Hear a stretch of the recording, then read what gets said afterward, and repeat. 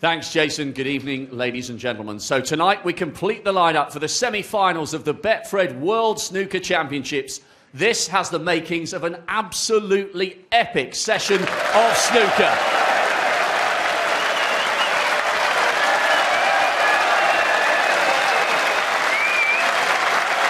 Sit back, relax and enjoy. This will be top class.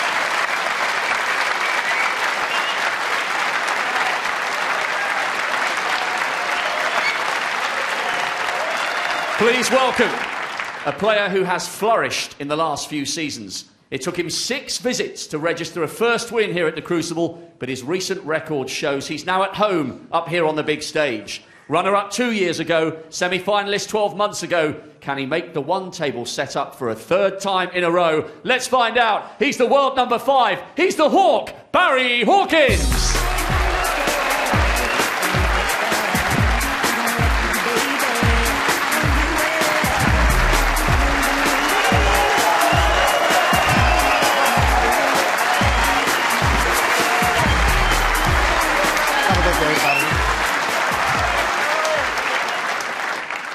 And his opponents. What a brilliant story it's been for a player who arrived with nothing from Australia 11 years ago. Since then, he's won snooker's Big 3, the world title here in 10, the Masters in 12, and the UK crown 2 years ago. Here he is, bidding for a 4th Crucible semi-final. His dad's flown in to watch. He's the Thunder from down under, Neil Robertson.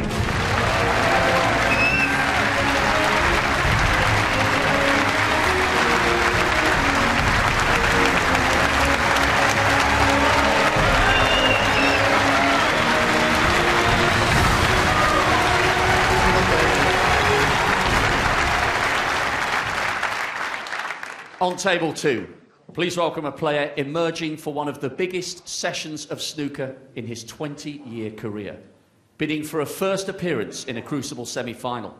Winner of the Aussie Open in 2011, reigning Shanghai Masters champion. He is seriously fired up for it tonight. He's Stuart Ball Run Bingham.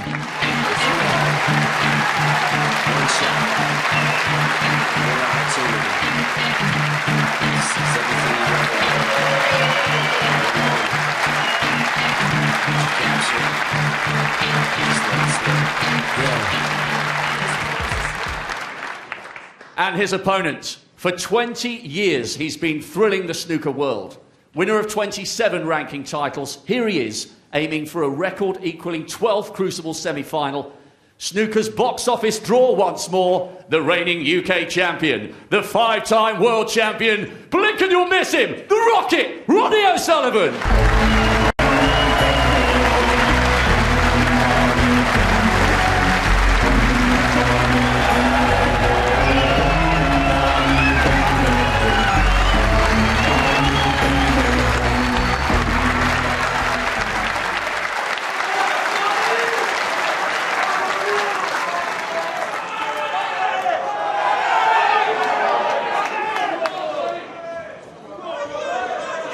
Thank you, ladies and gentlemen. Frame 16, Neil Robertson to break. This down to the nitty-gritty. Already 2 semi-finalists are known. Who will be the next 2? On this table we've got a very, very close match between Neil Robertson and Barry Hawkins. Barry Hawkins, I would think, be a little bit disappointed he's not further in front than 8-7, but he's still in front. That's the main thing.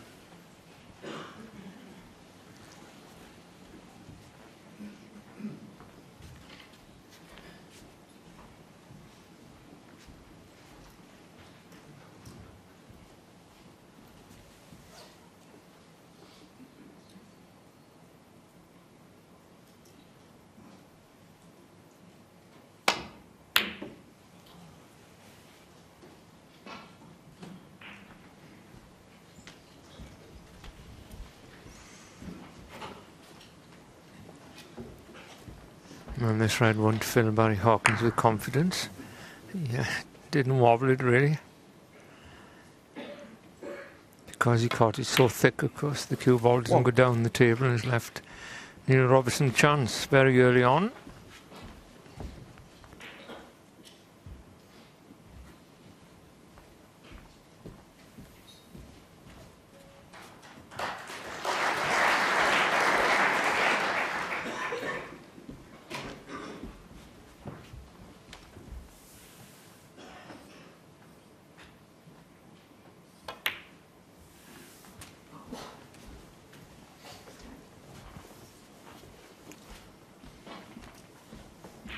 Eight.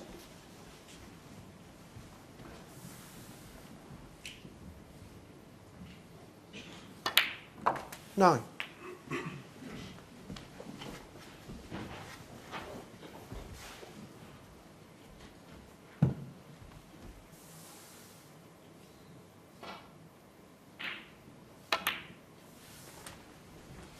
Yeah.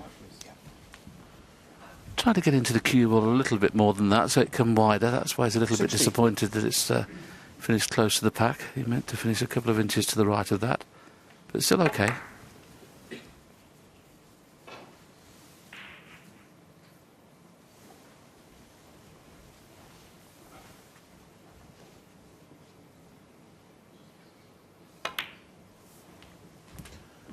$17. Neil Robertson sometimes breaks different to others, but it's a perfect pack to go into, and that's what he's done. The only reason I said that is he's bound to have been on the red at the bottom of the pack. 24. 3 reds, 3 blacks.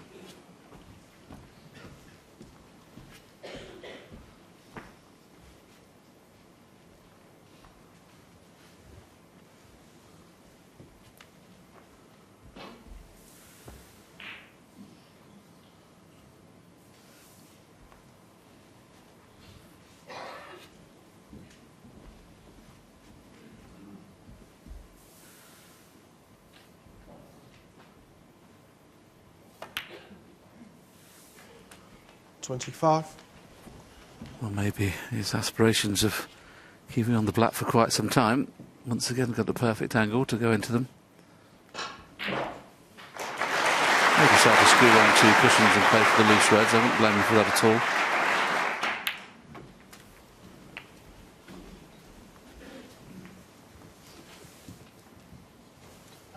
32.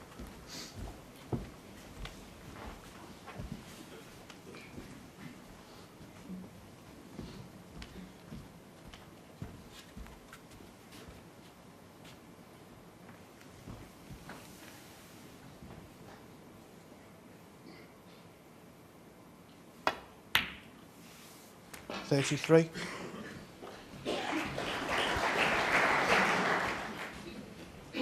Oh, he's got a slight angle here.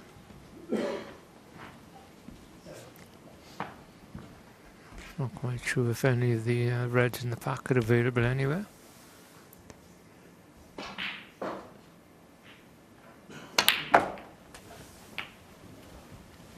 He's playing for the red in the middle. Not quite straight enough. 40. So if he's going to carry on with blacks, he's going to play a very good shot here. I think at this stage, I've taken the blue on and making sure of the frame. If you can pot the red here and hold for the blue, I'm not quite sure if he can. It's a bit tight, but well, looks to be trying.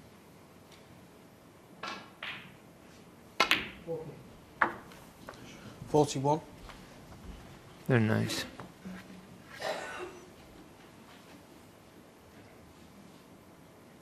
He's having a look where he wants to hit the pack of reds. Not quite sure the option of... He's got enough angle, I think, to win them at any sort of pace. Could go off 2 cushions and come up into the back of them, but I don't see much value in that.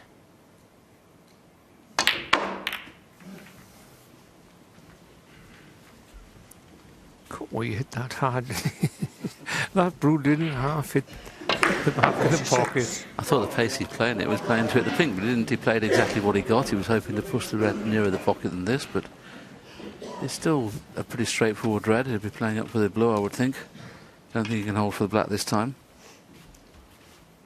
But the key thing was to try and make this a frame-winning break. Now he's got to 46 and counting.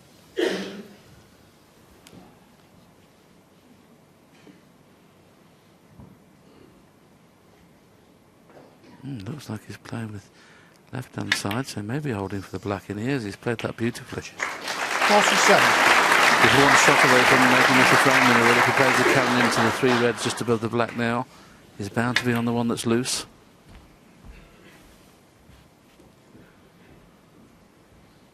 May need a little bit of left-hand side to straighten it up. I don't think the natural angle is going into the pack.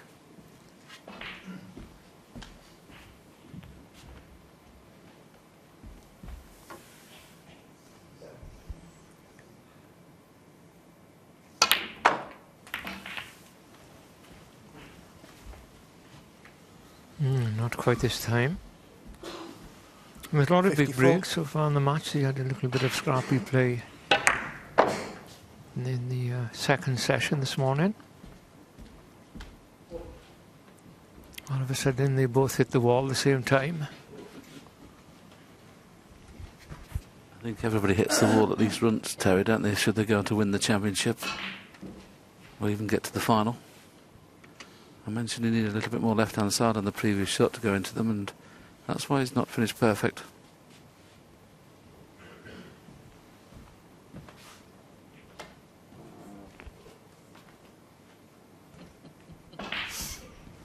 I see Barry Hearn announced that the year after next, the first prize here is $500,000.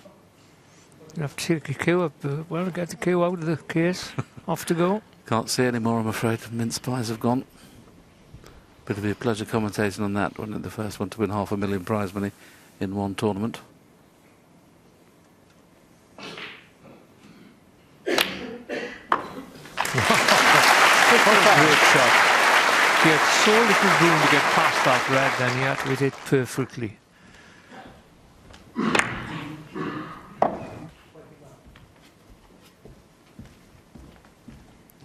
Yes, we're an English Open, a Scottish Open, and an Irish Open as well in the calendar coming up the following year. £10 million will have been prize money that year. That is remarkable. It was $3.5 million not so long ago. 62. The game is growing.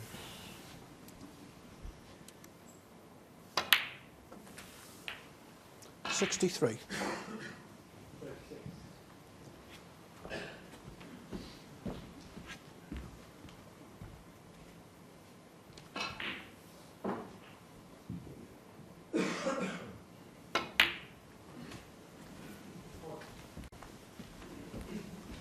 Looking ever likely now that he's going to take this opening frame and level at 68. 8 all. Needs one more colour after this red. And everything's gone 69. right into the middle of the pocket in this break, and that's the beauty of Neil Robertson when he's hitting the ball good. Very rarely does he not pot them in the centre. Now and again you have to pinch a little bit of the pocket, but he tends to knock them straight in the middle of the pocket. 76. 77.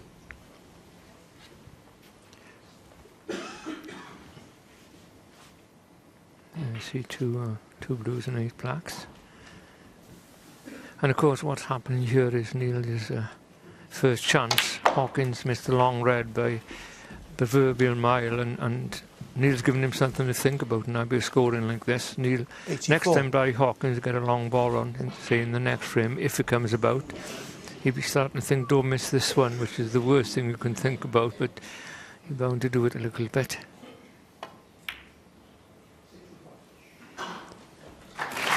85. So Barry Hawkins' thoughts at the moment should be, okay, this is good stuff from Neil, but I'm ready for it.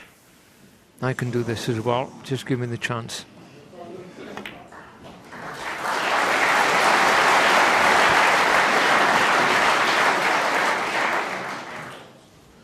$90.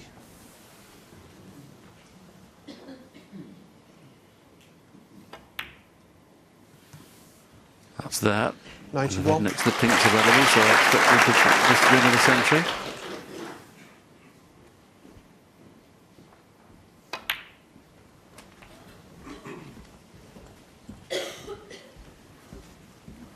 It's possible 63rd century 98. coming up, and 83 is the target, and I honestly think that's going to go.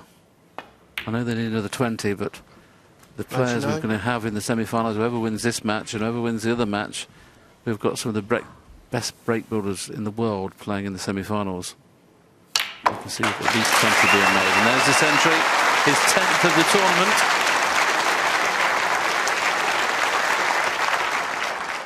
$106. 107.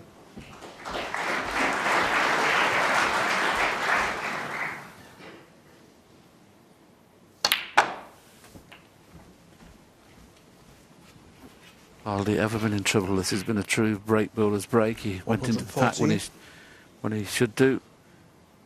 Had one bad positional shot when the pack didn't break open. He had to play one into the yellow pocket, but apart from that, he's been absolutely pinpoint with his position.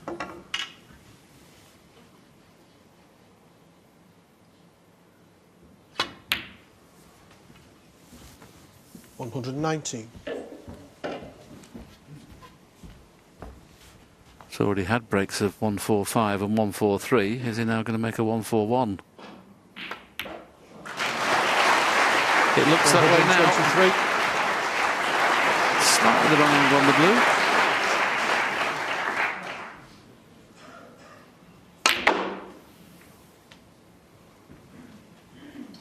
$128.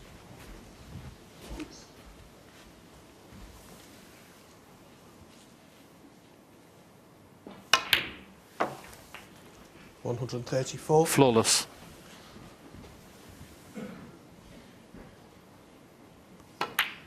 Well, what a start to this match if you're worried about Neil Robertson not feeling up to the task.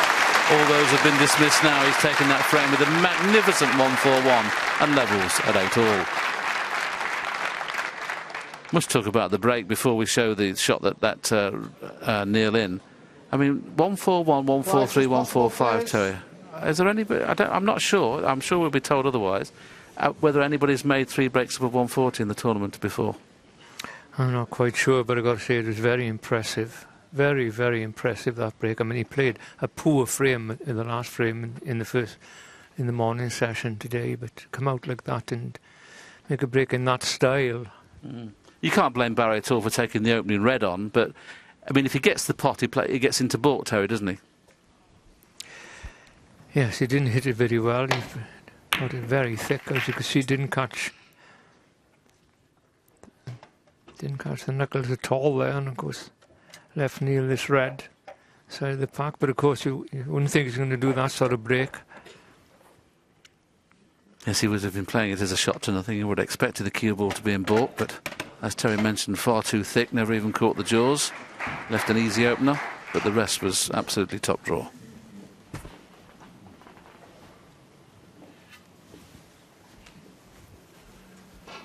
Frame 17. Barry Hawkins to break.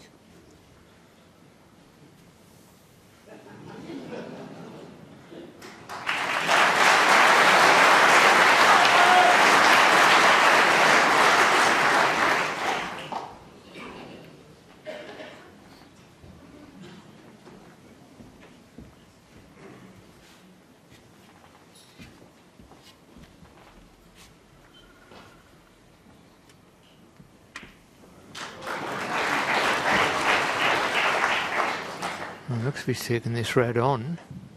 Small gap there to get through. I think this is called stamping his authority on the match. Once again, as you saw that shot play for the second time, right into the heart of the pocket.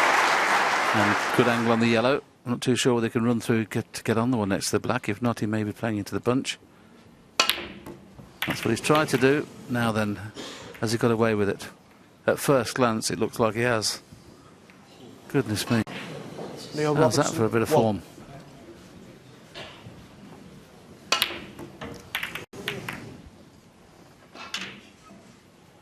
I think the yellow split the pack, not the white. It looked a bit tight for him to get into that pack at that pace.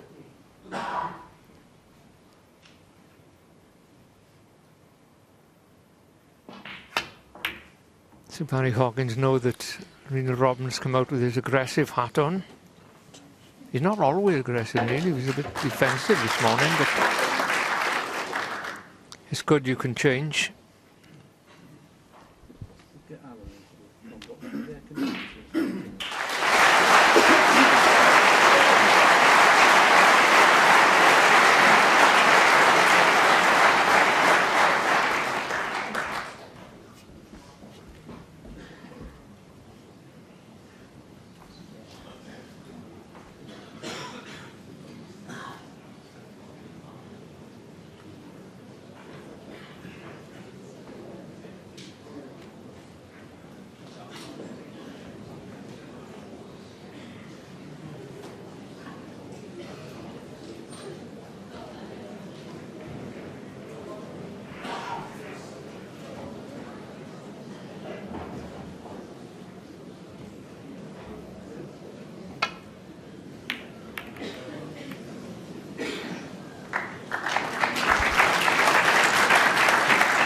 You're going to struggle to see a better safety in than that tonight. That was excellent.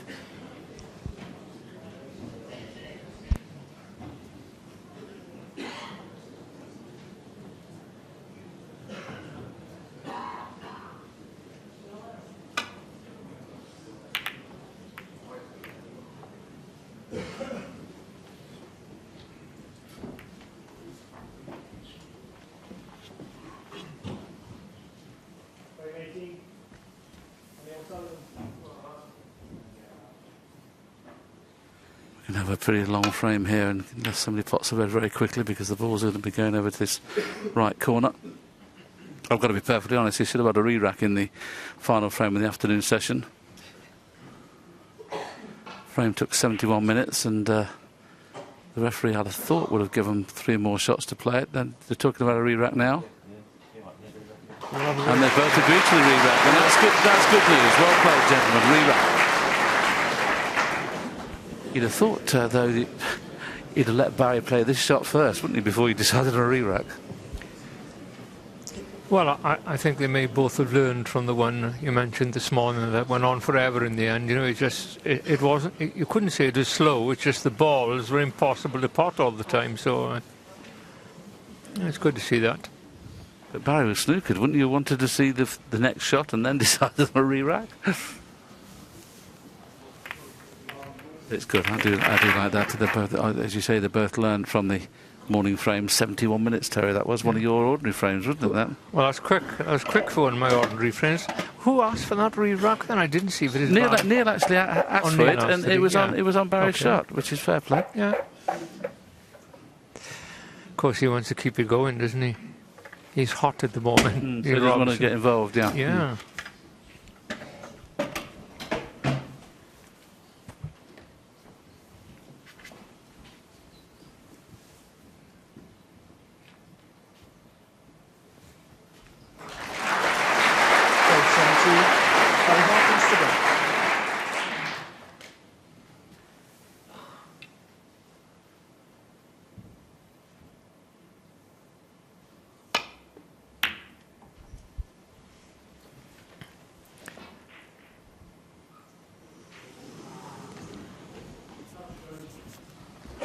Starting the 17th frame again, and a good break off from Barry Hawkins, but the way that Neil was playing previously, he may take this red on. It looks like he's going to play very aggressively here early on.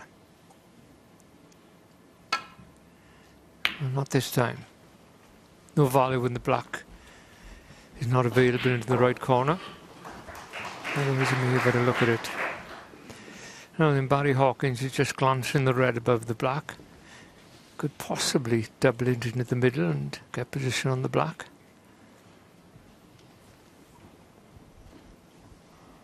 The only problem is if he misses the double, the long red will be on the baulk line.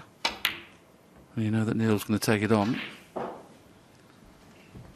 Mind you, where the red's gone, he may not take it on. I was going to say, if that red under finished there, he'd just played the stun, not for the yellow. But I don't think he might not risk it now, with the red being where it is.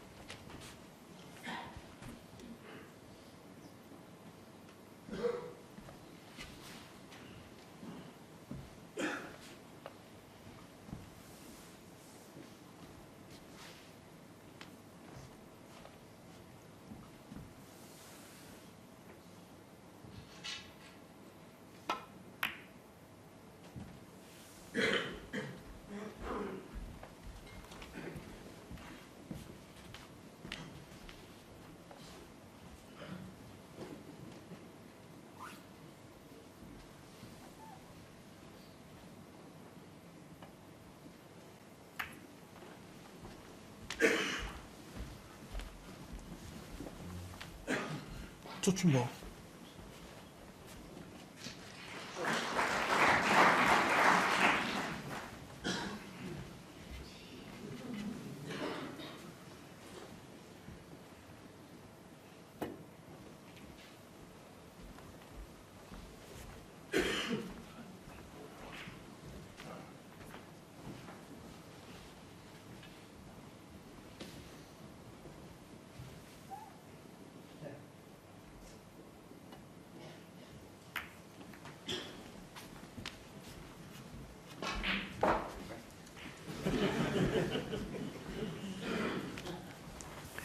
This may look quite defensive, but they haven't got much choice at the moment.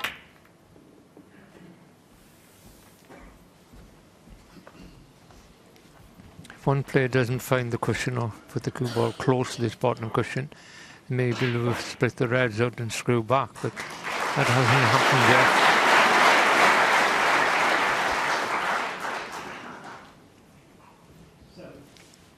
At the moment, it's advantage Robertson in this little safety bout.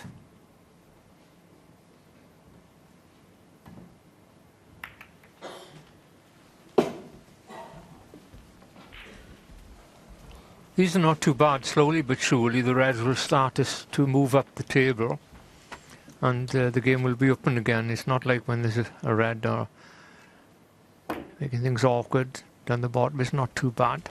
There's no colours on the pocket that when all the reds go over like the last one.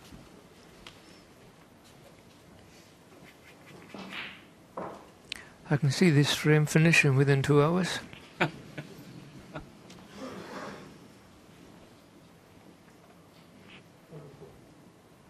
Barry playing an aggressive safety shot here, bringing other reds into play. And that's pretty good. Always key to find the back cushion so they can't play the similar sort of shot. Neil's already looking to see if he can leave the white in the jaws of the green pocket. Would there be anything on? Doesn't look like it at first glance. The red that's nearest the left-hand middle pocket would be tough to pot.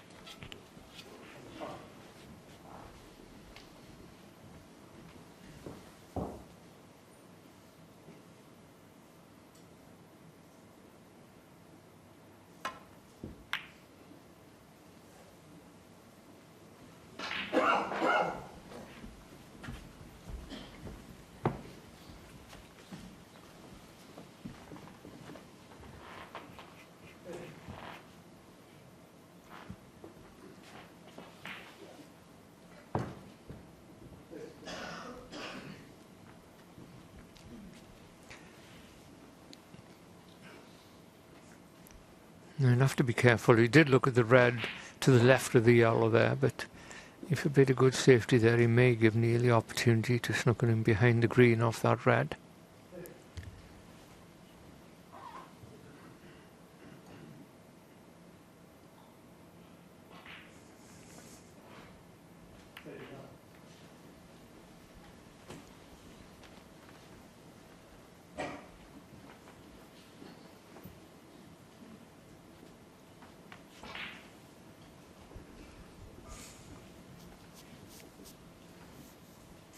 Just looking if he hits the red that's at the back of the green there. If the green is in a sort of straight line for the middle pocket.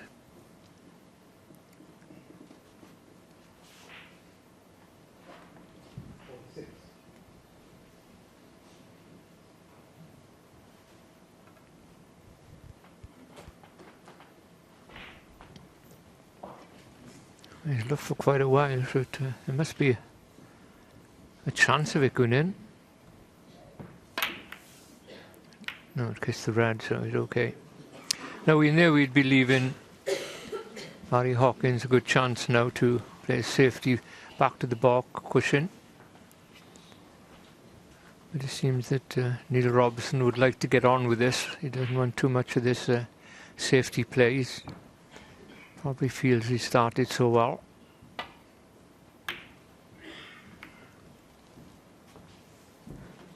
That's good. He's got it on this, or at least tighten the cushion. He has left a red into the left centre as we look at it, but it's a tough pot, and doesn't look there's any guarantee of position. The red that is nearest to it can run off that very thin. As long as it doesn't catch the jaws of the middle pocket, he can put it back on this black cushion, as we call it, and he wouldn't be leaving anything on.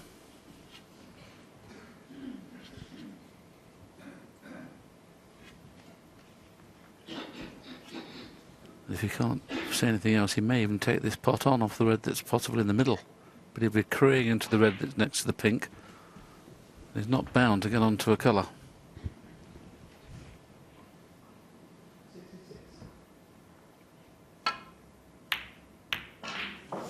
That was risky. That really was risky.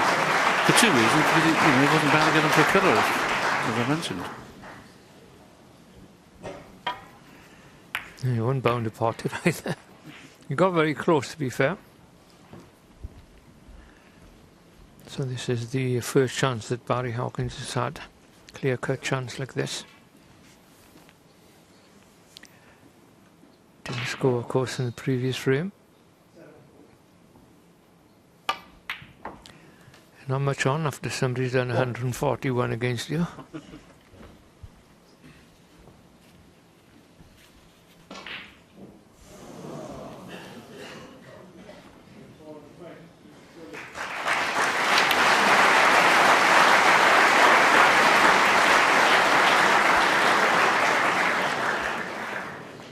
Just give Barry a chance here now to pot a few easy balls and get some feel out there.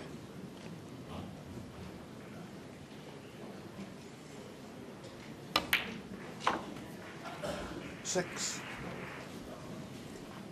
It doesn't look the pink spot is available if he takes the pink.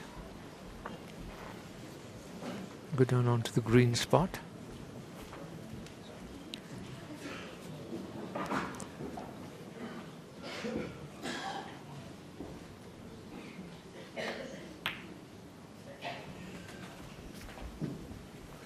Just let me check that, buddy.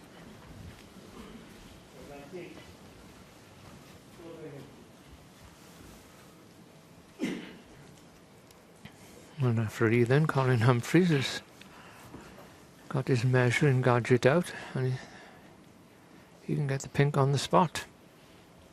Thank you. It's out of the game at the moment. I'm sure Barry Hawkins will look into possibly loosen it out, but the black's available.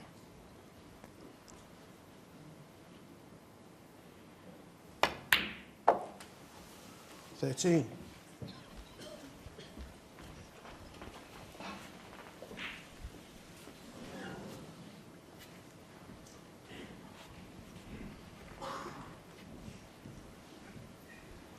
Another 100 behind here for the Hawkins fans. Yeah, the key thing is to get to past 74, Terry, isn't it? I mean, just let Neil know that you're there to battle it out, and he's got an excellent chance here to clear at one visit, because the reds are in a perfect position, black in play. He'd be very surprised if he didn't make at least 60. 20. Shall we put the 60 up on the scoreboard then, Mary?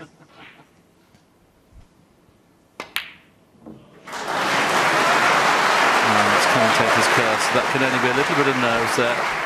Barry Hawkins. Did that a couple 20. of times this afternoon. Just took his eye off a couple of shots and missed a couple of easy balls this morning, and that's a really easy ball he's missed there. If you look at it again, he's concentrating practically fully on not cannoning into that red and getting past that red for the black. Forgot about the pot. That hurts.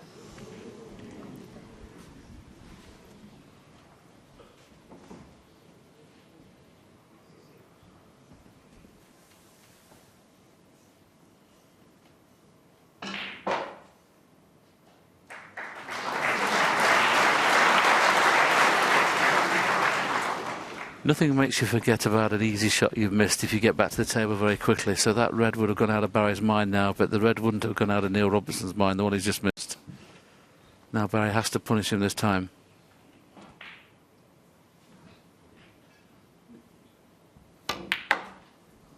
One.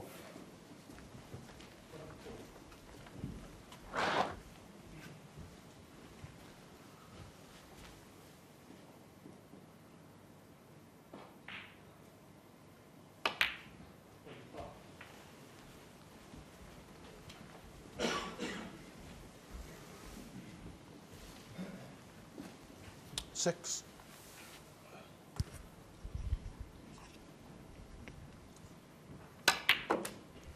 Seven.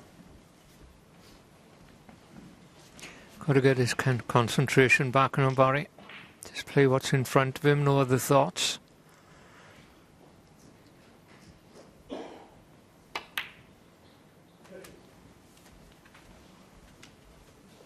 And then has he gone far enough? Didn't quite get into it, Terry, did he? He wanted to be a lot higher. He maybe had a push through for the black. If not, he can. If he decides to screw back for the blue or the green, the red that's nearest the cue ball might be in the way.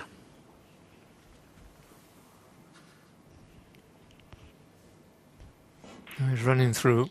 He seemed to get a great contact on the second red. There's a little bit of a kick on it. He's on the black.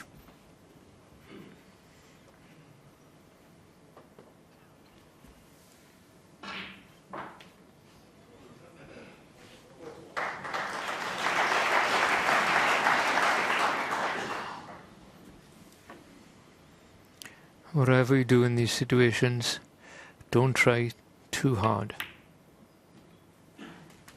Just go down and play the shots as you do in practice. With clear mind, concentrate on the pot coupled with the position you need of it. Doesn't seem that difficult, but when you're out there sometimes your mind gets a bit clouded. Did I say a bit clouded? Sometimes you're absolutely have no idea what you're doing sometimes when you come under pressure at the Crucible. 23. He's 43 points in front now, needs to get another 30, and he can relax because he's got a foothold in this final session. And he'll be taking the lead again at 9-8.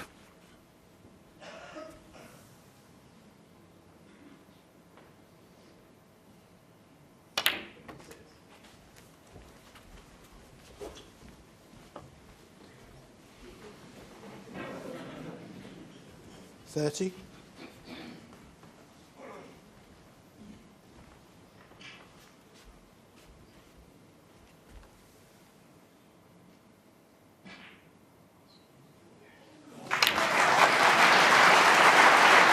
31.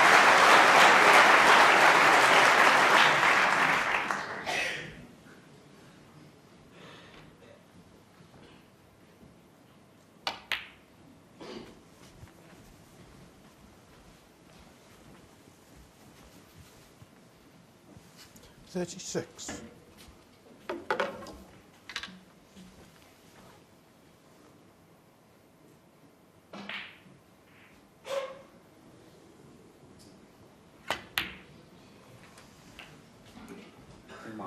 37. Another quick bounce off the cushion there. He's still okay. Choice here, you either play the roll up and hit the pink and the red and stay on the red in the right hand side, or you play for the two reds that's nearest the cue ball. This is the bounce he got. See, that looked to be perfect, didn't it? And all of a sudden it sprung off a little bit high. He's playing for the two reds that are nearest the cue ball. A lot of players would have been playing a little slow cannon into the pink here because, but it's still, well, he's gone too far, yeah. That's why I thought he'd play it into the pink. That's just about the worst place he could have finished. 44.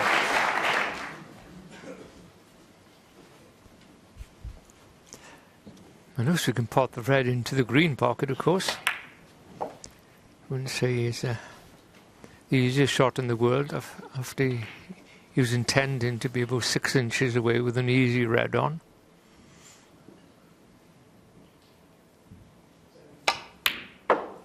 I struck that nicely. 45. Very nice. I'll give him a bit of confidence.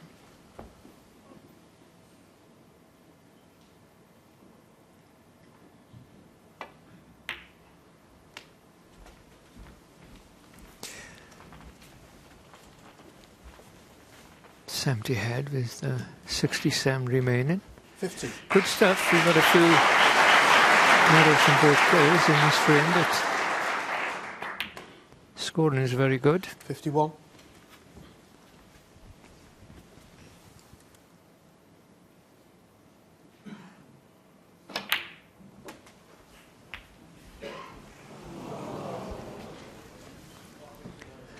He's not too happy with that 58. cushion. He seems to be got a 3 or 4. Twice it's happened, isn't it? Twice, Twice. is it? Yeah.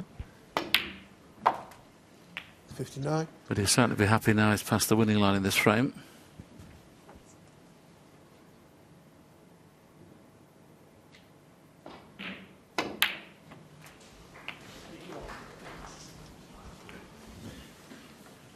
$66. Looks a bit easier now, of course. 67. When you see if you more or less play like you're playing a practice game. That's how your mind is, anyway.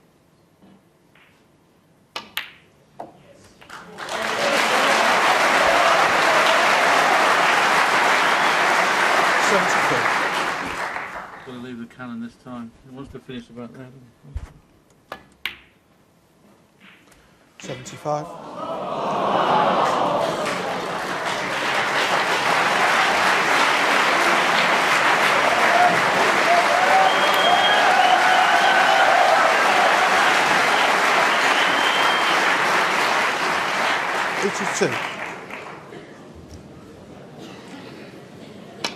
Bit of noise coming from the other table, but that won't worry Barry now. He's got a chance of a century as well now.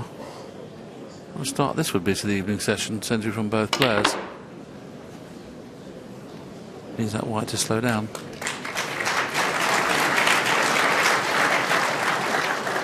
$88.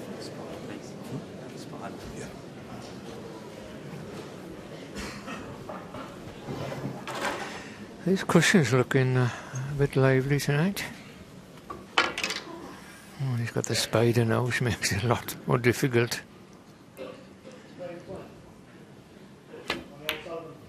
Well done. Yeah. 90. Break us on to 90. So we need up to the blue.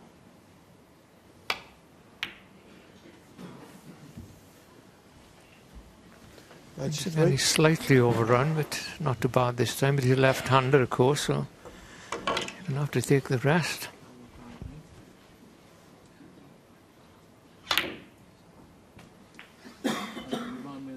$97.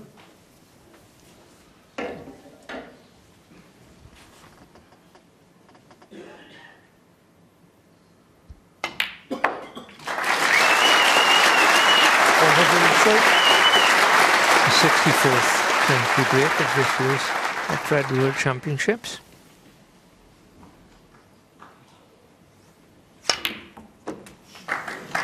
And this is Barry Hawkins' 4th century. 108.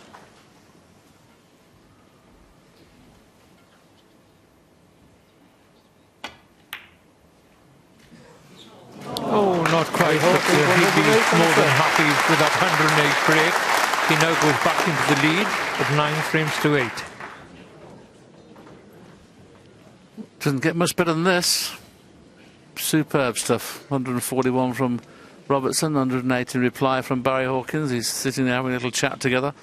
When you think they played one frame that was 71 minutes, they've played two this evening in about 30 minutes, I think. Very good standard. Not missed a ball, really. Barry missed an easy one, but then Robertson replied with an easy one. But apart from that, everything they've played for has gone in. Barry missed a very, very easy red. Then all of a sudden he left Neil Robertson this shot, and you'd have thought, well, you know, it's going to punish Barry here. But it's a tough opening red through that gap of the pack and the other three reds, so he plays it. And as you can see, he missed it, and that's where Barry went on to make that 100 break. And very quickly he would have forgot about the easy red he missed.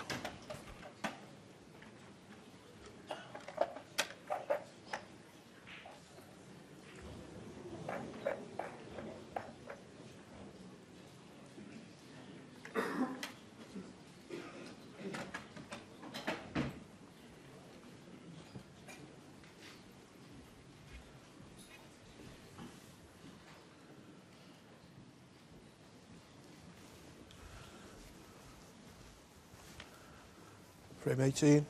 Neil Robertson to break.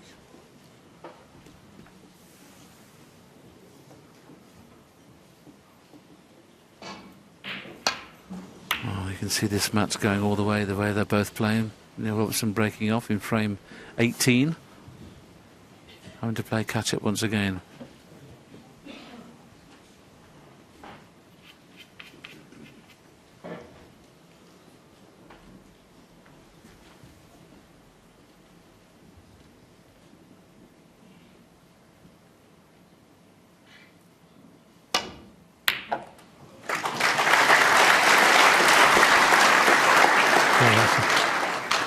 Missed that blue by a fraction then after that good long putt.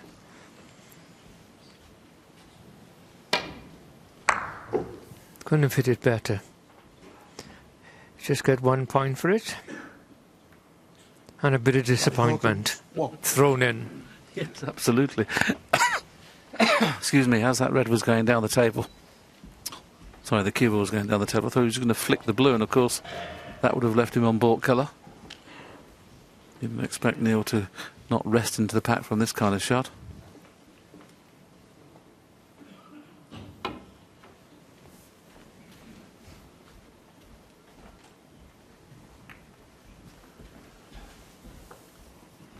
Touch and ball.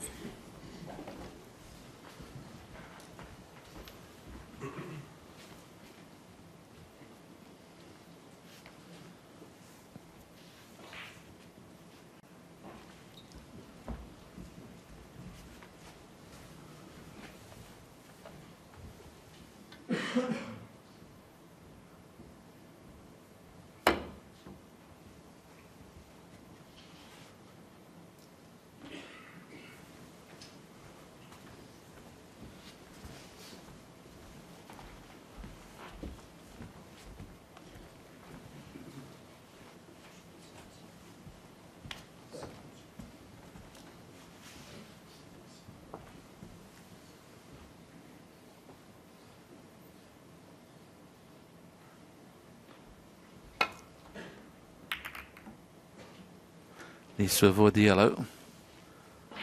Otherwise Barry would have been taking this long one. He still might take the long one on if he can run through and go for blue or baulk colour. Not too sure the angle he's got on from here. On my commentary position, slightly offset. No, it's too dangerous, so he's playing off the side of the pack.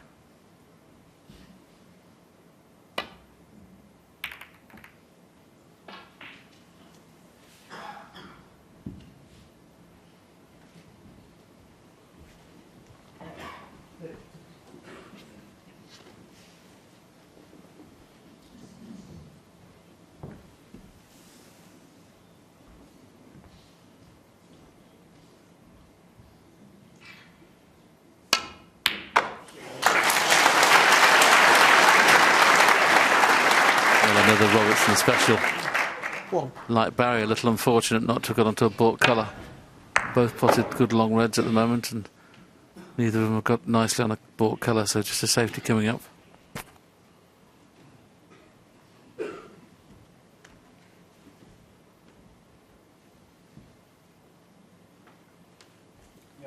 Yellow ball.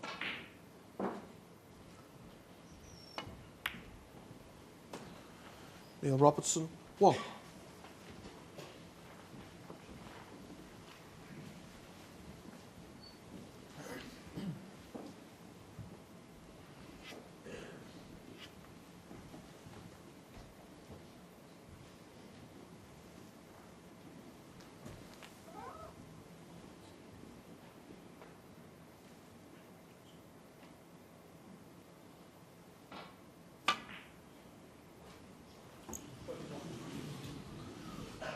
Foul, and a miss. Neil Robertson, 4. Free ball. Free ball. So cutting not or missing it when he's trying to cut it very thin could cost him. Yeah, the last thing on Barry's mind there when he played the thin one, it was going to catch his jaws and come in behind the green.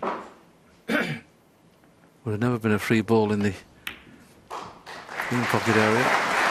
That's given Neil a great chance.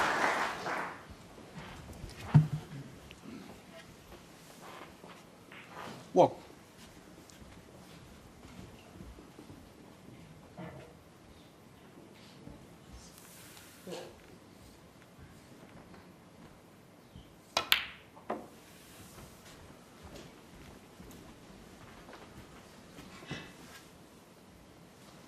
Four.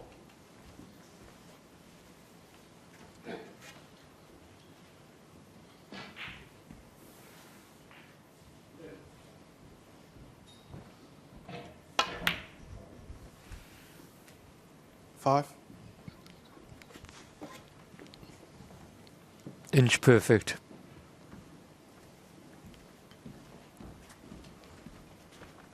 I'm not sure what he's looking if this red next to the black goes past the black into the corner. It's the best way to get it in the open.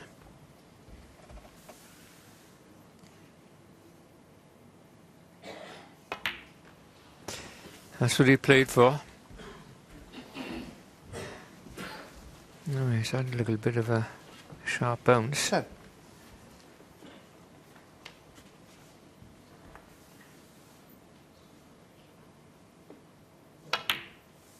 No, 11. Yeah. quite sure he can't. I don't think he can swing past this red. He's got to screw into it if he wants to move it now. Referee clean the cue ball just in case he gets a bad contact. Sometimes it doesn't push the object ball offline, but it can take the spin away. And you could see that he could only just catch the red to leave it on as a pot. You would have liked this, obviously, at a fuller contact and stay on the black, but we have to go up for the blue now.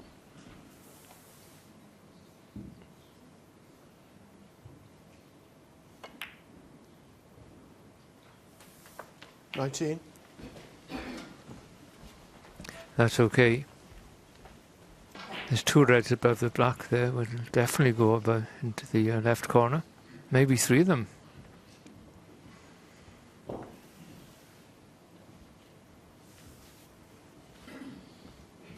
It's just come with one of those sort of half awkward cuts. I mean, it's an easy pot in the blue, but it's a little bit thinner cut, possibly, than he would have liked. Doesn't want to leave the cue ball on the side cushion.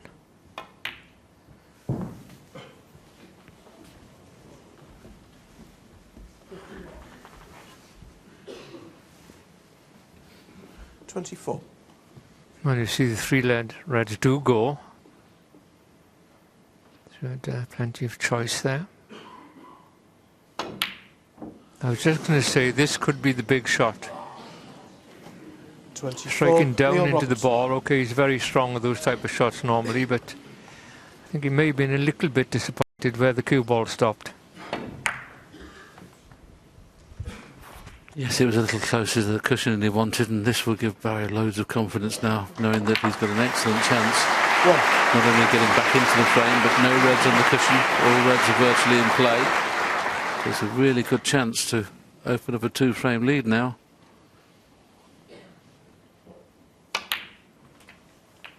That's not his best shot. He needs to be straight on this red, but he can push through okay. 8.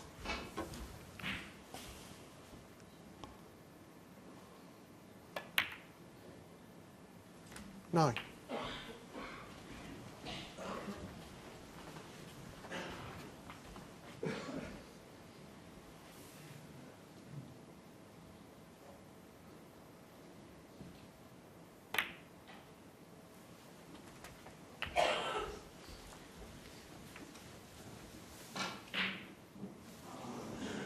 $16.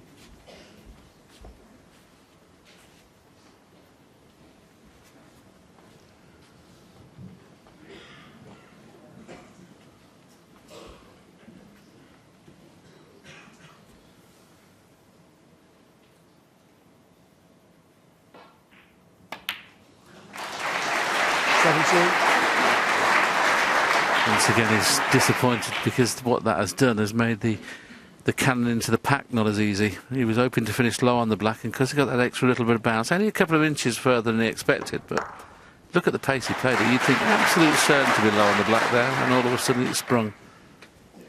He can still play the cannon, or he'll play for the outside one if he wants to. There's one that still pots on the outside, that's the one he's played for.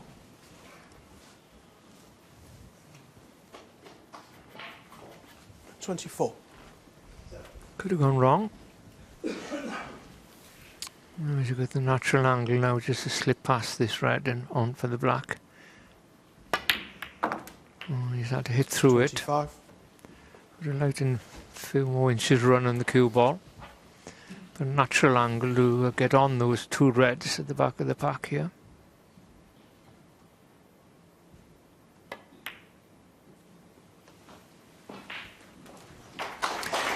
That shot will tell you how fast the cushions and the cloth are. You just touched that, didn't you?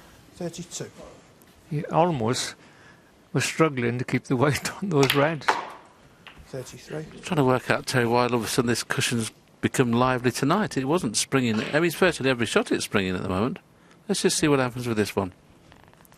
Well, every cushion has his day. That time probably subconsciously thought it was going to finish high, and you can see there it's finished low, so it's not every shot. That's what makes it so difficult and so frustrating for the players.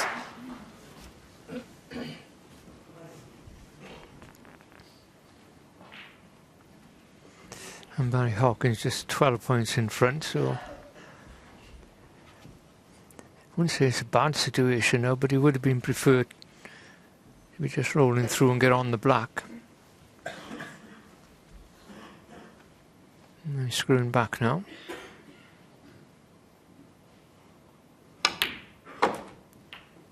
$41. Well, he may have just passed the straight there. You've got a slight angles off the blue. He's looked at the yellow, so it can't be much of an angle. See the red, the bottom of those three. If you could run off the left cushion and back across, you may get on that. He'll do well, Terry. That's the one he's going to play for, I think. Doesn't want any unwanted side on this shot. Oh, that's good. That's an excellent shot. If he'd put any sort of left-hand side on that, he wouldn't have gone onto that red. He's got the 46. perfect angle just to flick another red into play.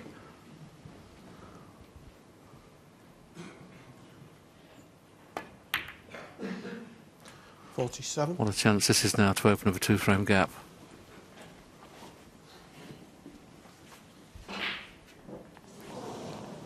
And he's done it with a bit of style. 108 in the previous frame, of course. 47 here. We can be close to that red then. 54.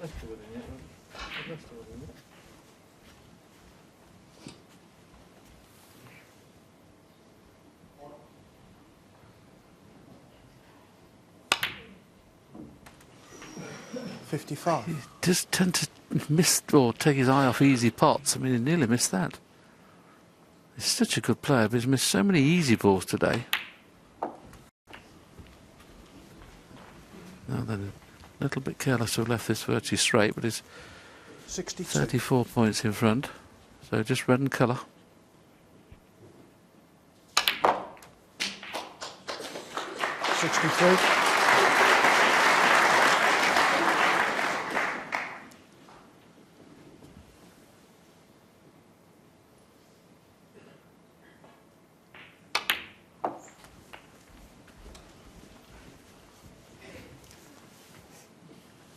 $70. Just make sure of the red, and then he knows that Neil Robertson won't come back to the table. 71. Now, could we possibly have our third century on the trot?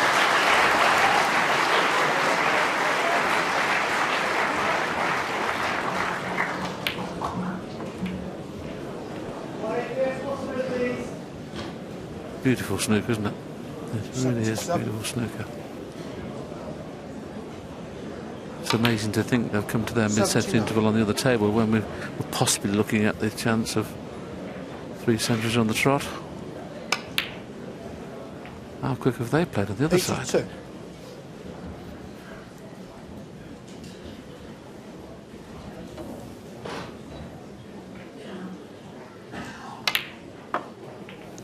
$86.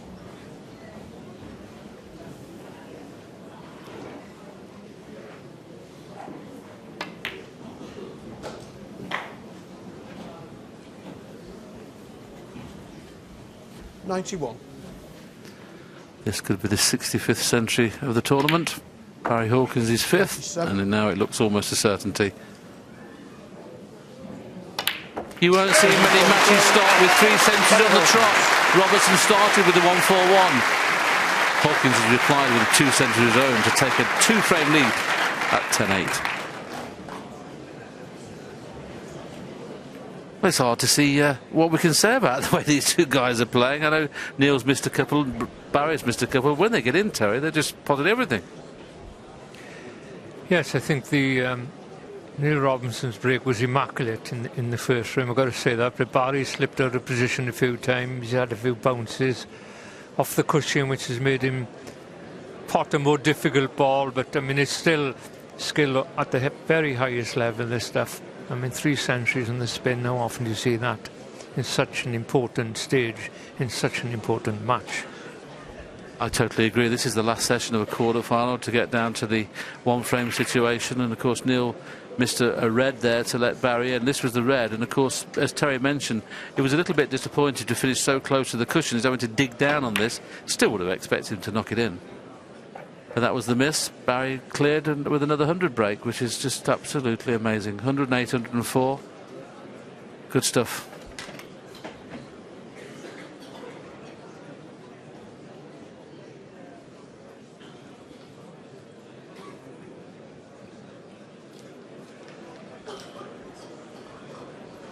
Thank you. Quiet, please. Frame 19. Barry Hawkins, break.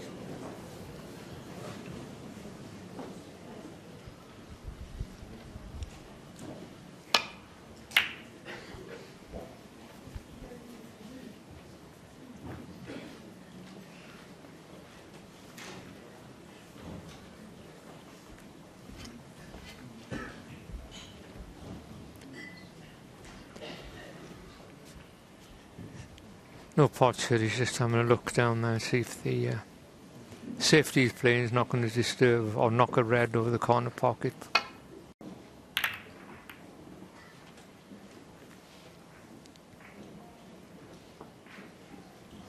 Pretty good.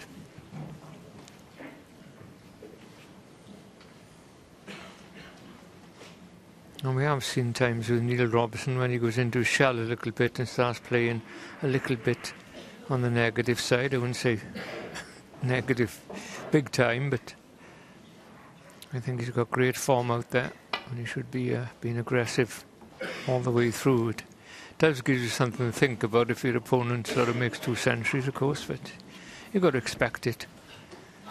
The quarter-final stage of the biggest tournament, snooker tournament in the world.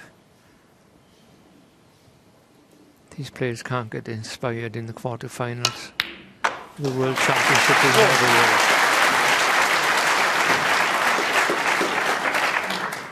It's a place you're expecting to bring out your best. And doing every possible thing to search for that. This crowd has certainly been treated to some wonderful potting. We've had 4 centuries in the last 5 games. And in between all that, the longest frame of the tournament, 71 minutes. In the frame there wasn't a century.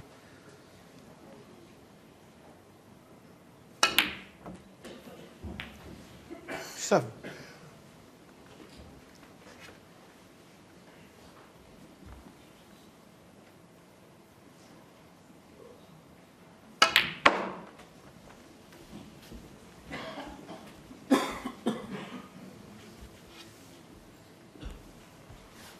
$12.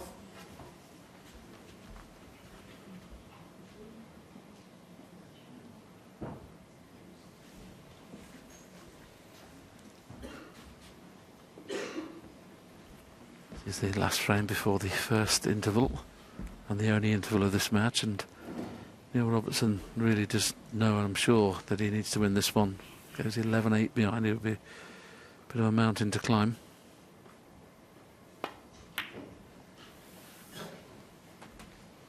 Playing no miss snooker now. You can't afford to miss any easy ones. He's missed 2 already this evening. It's cost him 2 frames.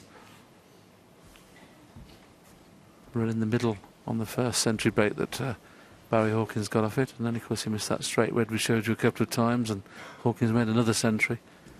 So it's not like Hawkins is getting it on his own, he's getting it off Neil Robertson's misses.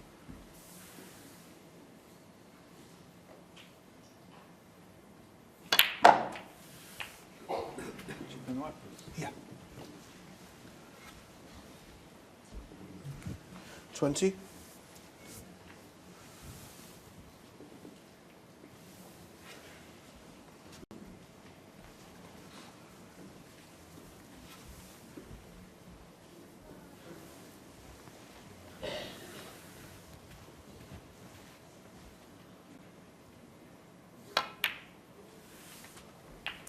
Now the perfect handle on the black. Any joint is perfect. He doesn't want to hit the middle red 4 ball. So either the joint on the left or the joint on the right with 2 reds, and he'll spread them far and wide. Or just play the gentle cannon to leave one in the corner. Nothing wrong with that. But he did have a perfect angle to play them firm. 28. As played, that shot. As played.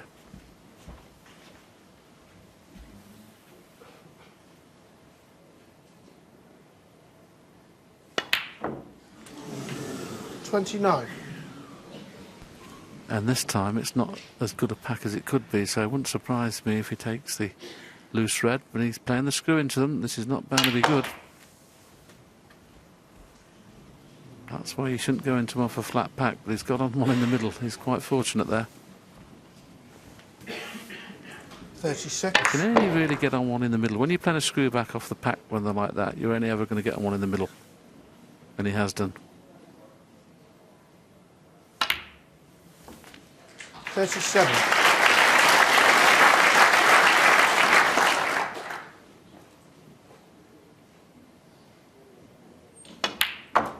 Well, we couldn't have 4 centuries on the trot, surely. 2 from each.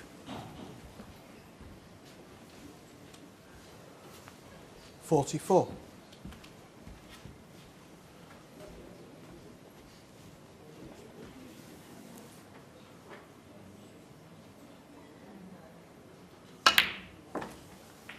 45.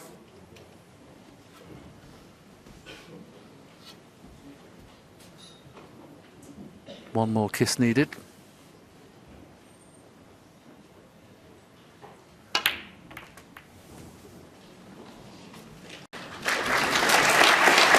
Very nicely played. 52. Don't forget he had to sit out 2 centuries from Barry Hawkins. Previous 2 frames. 53.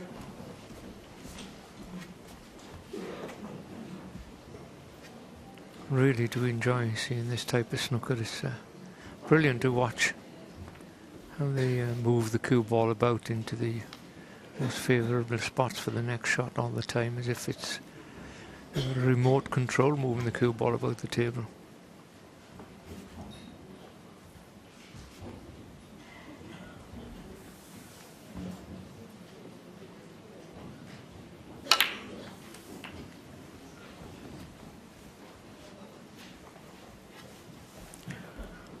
That's okay, you can cue through the gap of those 2 reds. You're not bridging awkwardly.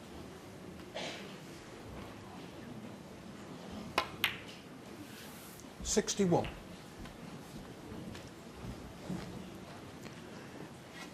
Pot success is very high. Don't forget they're in the 19th frame here. So 91, 92 is very good. They had a few bad frames in the session they played this morning. If not, they may be mid-90s otherwise. 68. Just played to flick these 2 reds with the cue ball. You can see how close he got, but he's still okay. one more red and colour, and he'd done what he had to do. Share this first session at 2-all, and then could we see virtually the impossible, really? 4 frames, 2 centuries each. That could happen very shortly.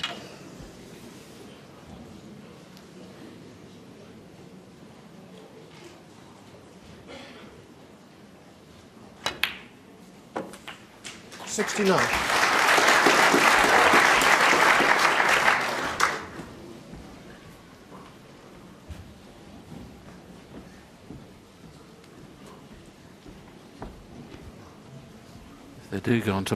If he does go on to make a century, I don't think I've ever seen anything like this in the nitty-gritty stage of a match when it's all to play for. Final session, chance to get to the semi-final. Both players make 2 centuries. 76. Would be amazing. Yes, you're right. It's not 77. one player can, you know, get a run going and do a few centuries, but for 2 players to be playing so well and making what could be possible 4 centuries, he's a bit off that yet. 77 at the moment.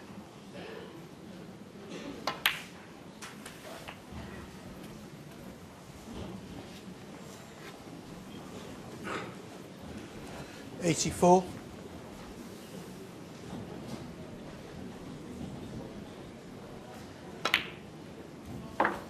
$85.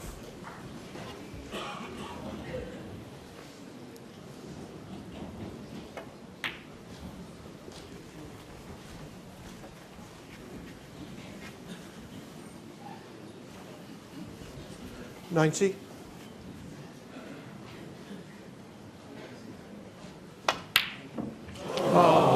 What a shame. Neil Robertson, 90. Still, from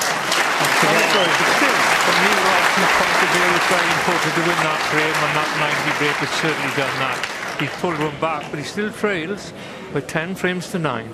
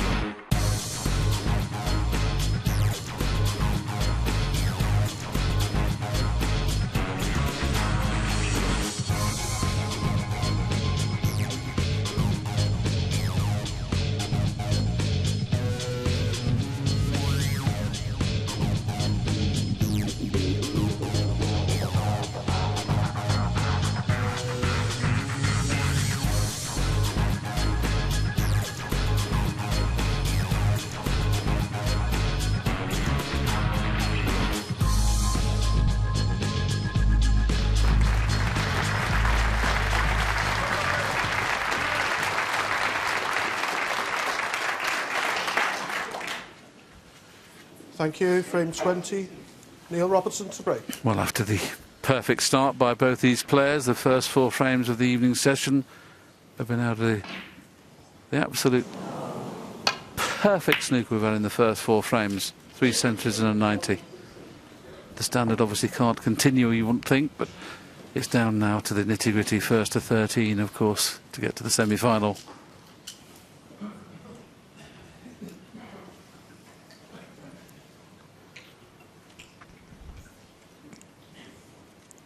Of course, and they come off with played 1 frame short in the morning session, so there's a possible 6 frames to play if it goes all the way.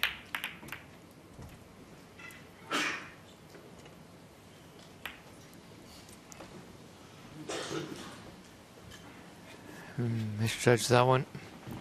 The only thing in his favour is pink, and black are not looking too good.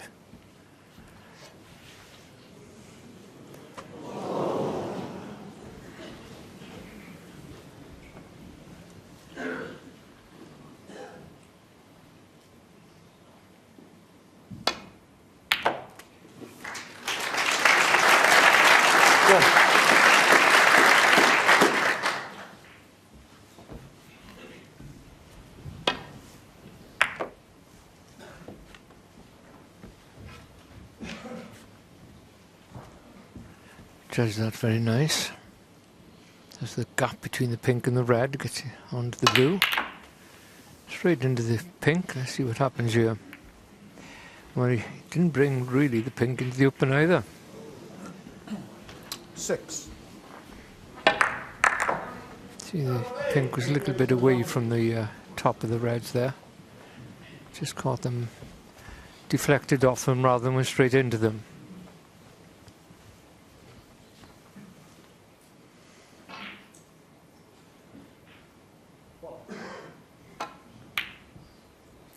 No, wasn't even near.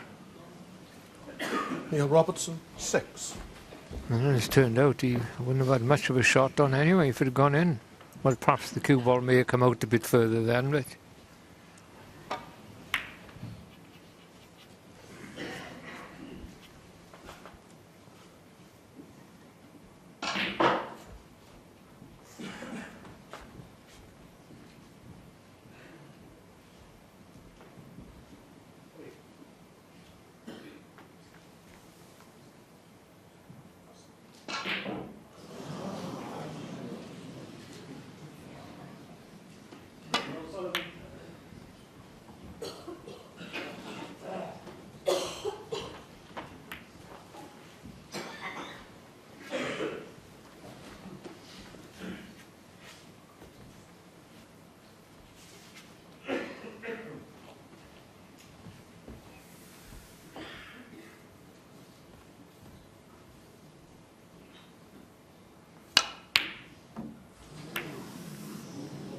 That certainly brought the black into play, so the next few safety shots with black and pink being in open play, you've got to be very careful now.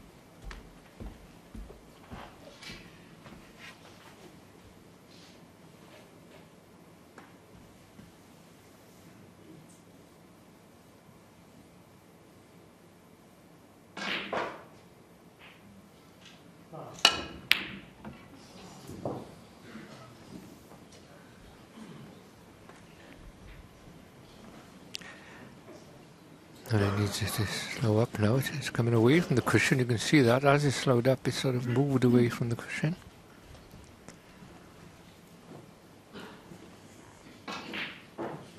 So there's been a few chances to pot and get in the balls here in this frame, but as Willie said, you can't expect them to carry on making big breaks every shot.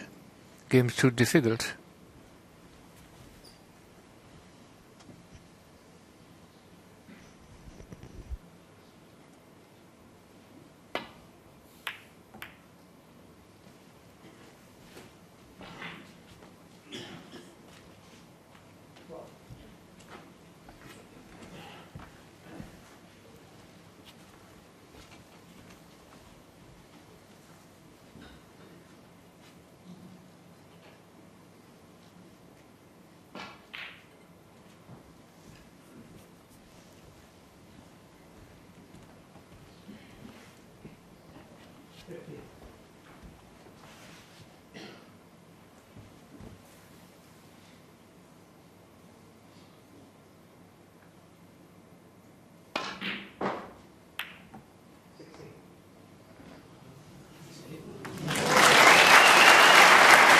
Well, a great pot. I was surprised at the pace he played it. I have to presume this...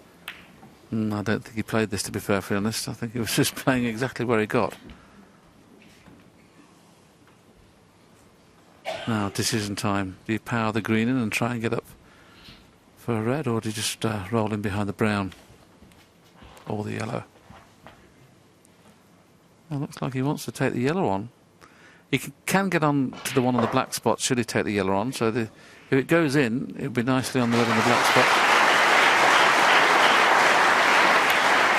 And of course, then that frees the black up. That's an excellent pot. Well played. Well played.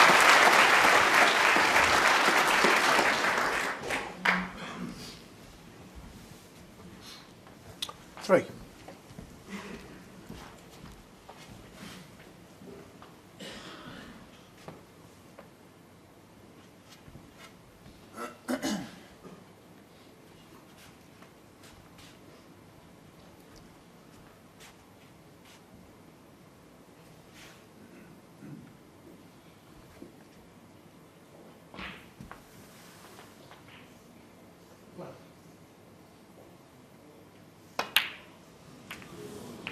Four. What a clever shot that was, just to move that red away from the line of the black. So the black now available into both corners.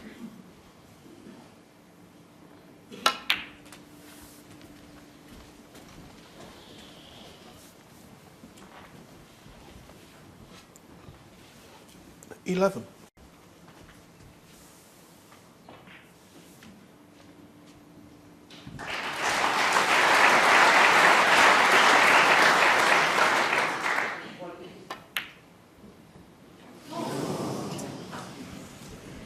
Robertson, Oh, 11. I can't believe that. Played all those good shots there to get to this stage and then miss the red like that. Straightforward positional shot for the black.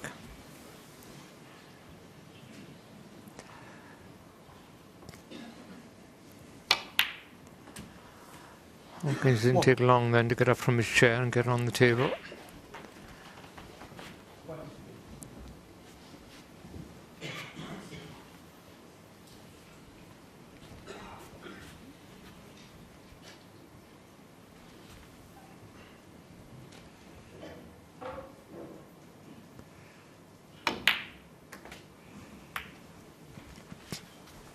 Oh, that's come a little awkward. One red now in the way of the black into the left corner. 6. See, because those two reds, and it's just come the direct line between the black and the pocket. May have an opportunity now to 7. move that red. We'll soon see what angle he got. When he can stand behind the red and play the red into the same pocket, get it out of the way. It's a good chance. 14.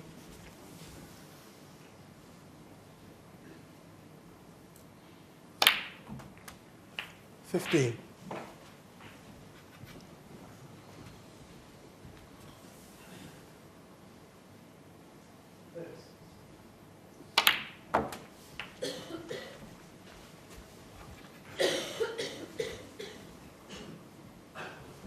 $22.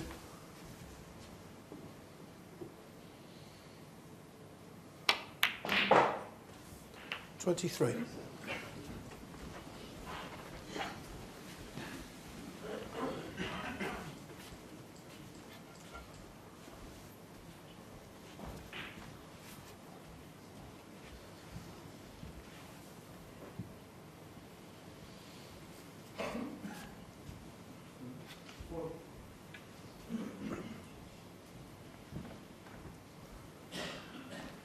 Not a lot of room here to play for the red that's low on the bunch of 5. And if he gets a spring off the cushion, which he's got quite a few this evening, he may snooker himself on the pink, so it might be best to play an alternative shot rather than play for that red, just in case he gets a spring off the cushion. Well, he's played to kiss into the pink. He played to kiss the pink there, not the red. Now this red cuts in, I think, that's nearest the right-hand corner. See, what he's playing there is to kiss the pink, and that would have been perfect then to remain on the red in the opposite corner. But this is worth taking on. And from the other camera angle, it doesn't look as easy as it does from this camera angle there. Well, you can see from that camera angle, it looks too difficult, doesn't it? But from the main shot, it doesn't look too bad.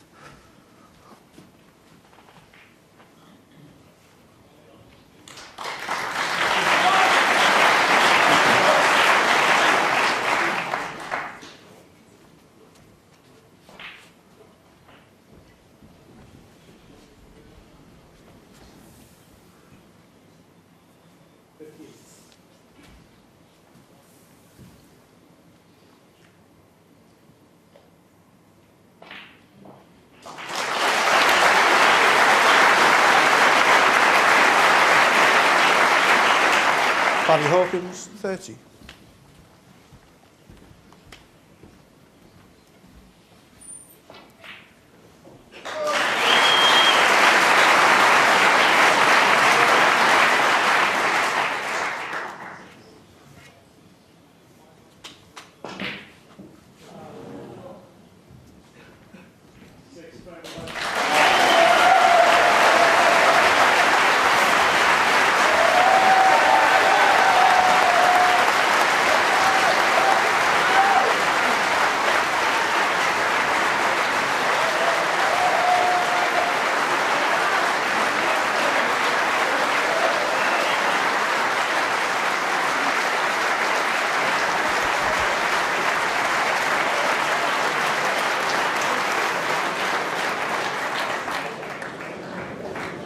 Noise from the other table, and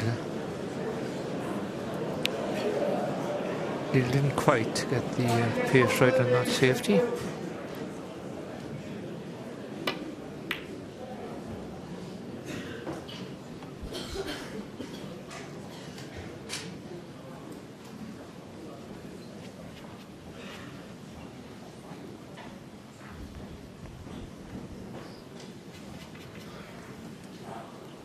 Just having a look at the plant, but that looks far too difficult.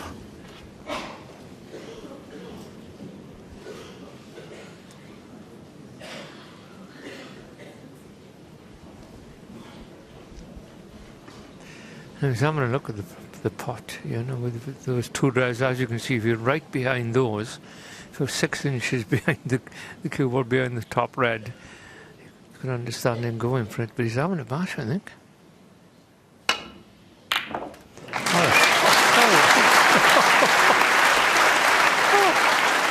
There had to be 3 or 4 inches between the two paws there. Oh, that was excellent. Need some confidence to take a shot like that on. And is the shot that can take him forward in this frame. Try and get back level at 10 all. That's his aim, of course.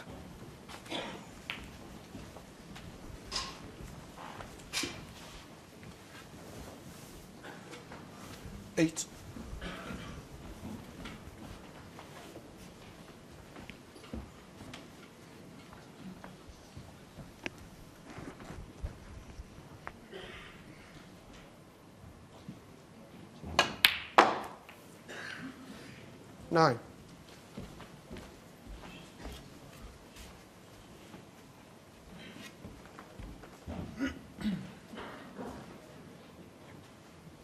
Another good pot from Neil. And again, didn't get the right angle on the blue.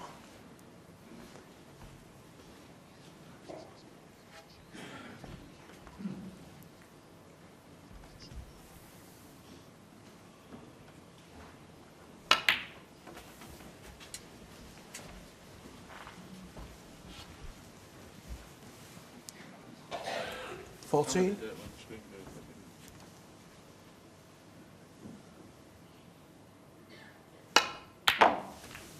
15. Another good clean pot. So far this has been more of a potting break than a positional break. It's handy if you can do both like Neil Robertson. There is the one red in the middle of the 4 there that pots.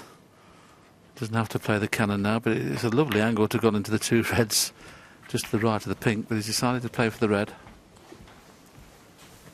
If he's dead straight on it, which he may be, he may not be able to bring one of these into play, but they will pot in the middle pocket, the other 2 reds.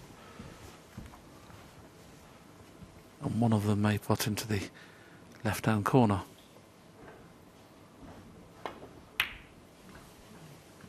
$23. It's been a match with the highest quality so far, it really has.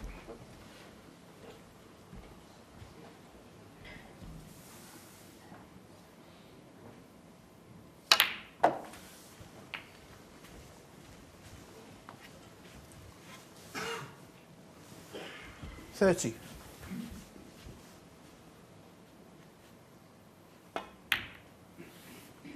$31. Yeah.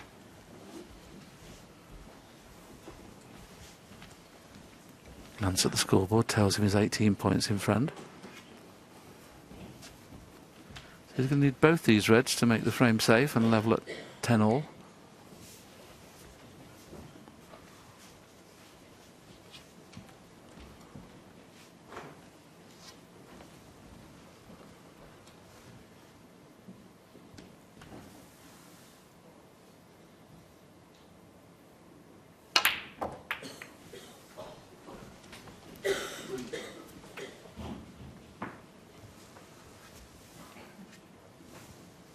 $38.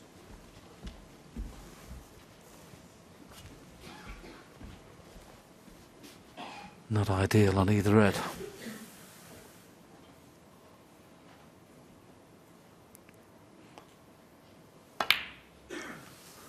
Once again, right into the heart of the top. The Eagles pop those as good as anybody's ever been. 26 points in front. Colour, red colour. Needed.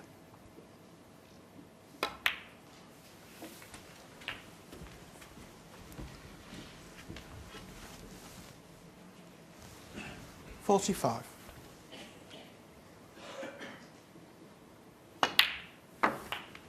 46.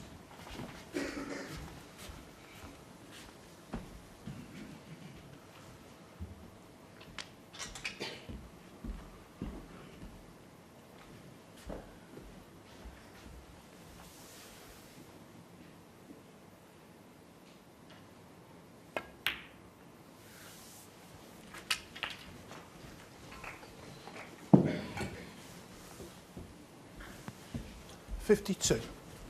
So 39 points in front. Red to make absolutely sure. Very well done, Neil Robertson. The trail 10-8. He's won the last 2 frames now to level at 10 all.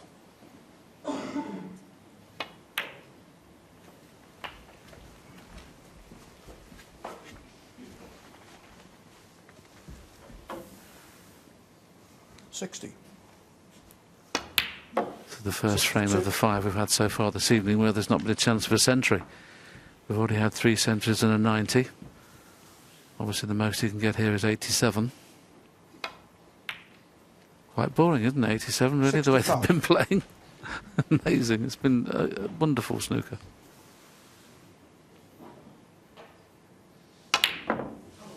What a shame, no signs of a break there, but it's more important for Robertson. The break was 65. He's closed up again, real square at 10-all. And just was saying that the Crucible screen's gone up because the match is finished on the other table.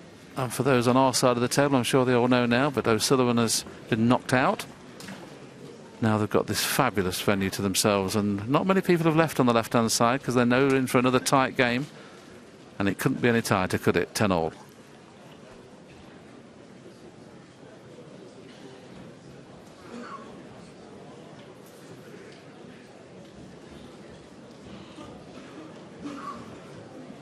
The break there from Robertson was continued by a wonderful plant. Now, as Terry mentioned in commentary, these are 3 or 4 inches apart. And he knew he could play it to stun out for the black, but there's no way in the world, if the red doesn't go in, was he not going to leave one on. But such is his confidence, such is his prowess on the long game, he's played it. And just look where the red was. It would have jawed and stayed in the pocket, but he played it beautifully. It's really hard to call who's going to win this match. Neil Robertson went through a really poor spell in this morning session where he couldn't pot a ball for a few frames, but now he's back in full flight.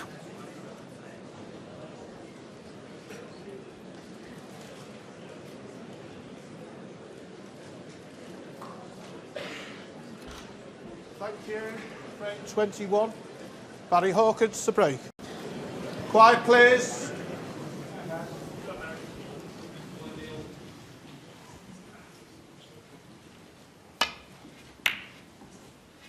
So Barry Hawkins' objective here, of course, is to win this frame and keep ahead of Neil Robertson. If you keep going ahead of the player, even if he comes back and levels up, and then you win the next one, it starts to grind him down a bit.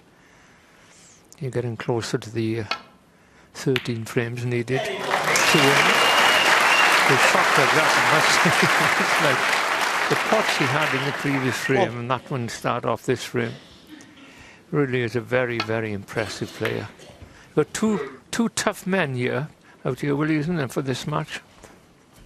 Yes, they're both seasoned match players now. Robertson's been at the top of his game for the last 5 or 6 years, or top of our game for the last 5 or 6 years. Barry's, over the last 2 or 3 years, has proved that he can play here at the Crucible. A finalist and a semi-finalist in his last couple.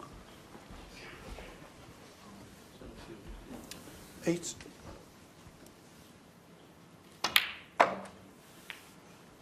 Nine. Now then, it's all about hitting the pink full in the face. If he hits it half ball, he could go in off. Always a little bit fortunate when they play him 100 mile an hour where the Reds are going to finish. You could say you're unfortunate if you're not on one. And his body language is telling me he's not on one.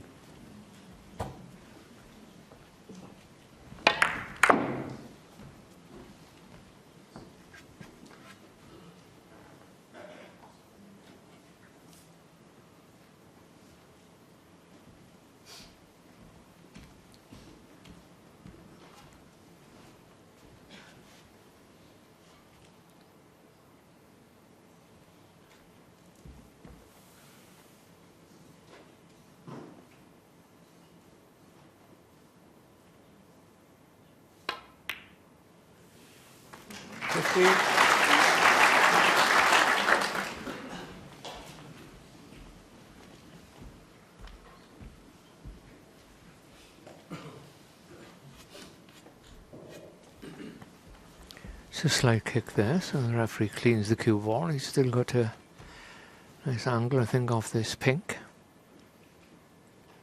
Play down from the red.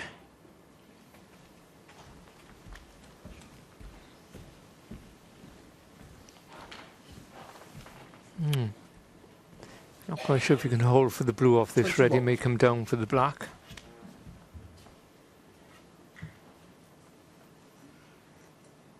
Not a straightforward position shot, of course.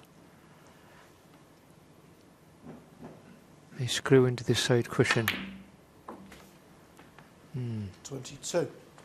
Very nice.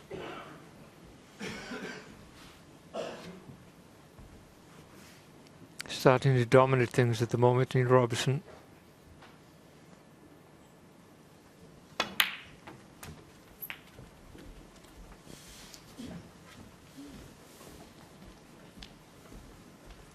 potting this red. Of course, the black will be well into both corners. And the reds are spread far and wide. And the way these guys are playing at the moment, if you don't get above 40, you're going to lose the frame.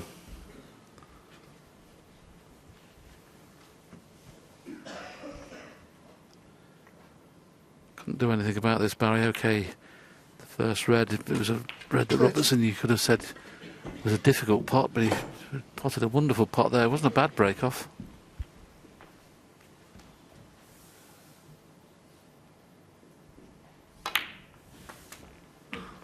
Looking at the early scores there, I think Neil Robertson hasn't been in front since it was 3-2. That's amazing. He drew level a few times, but 38. if you should get in front at this stage, it'd be a big boost for Neil Robertson. 11-10, just needs the 2 frames then to get into the semi-final.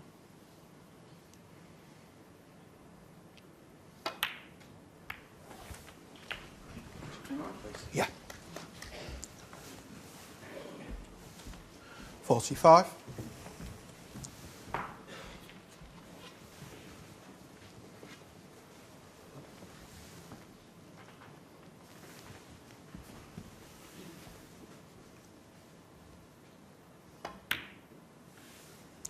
.46. Well, the break goes to 46. It's still perfect on the black. So 3 loose reds, 4 loose reds still. So he can win the frame without going into that cluster behind the pink.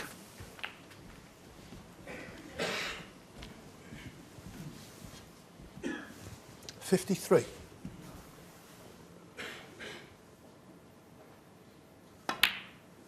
54.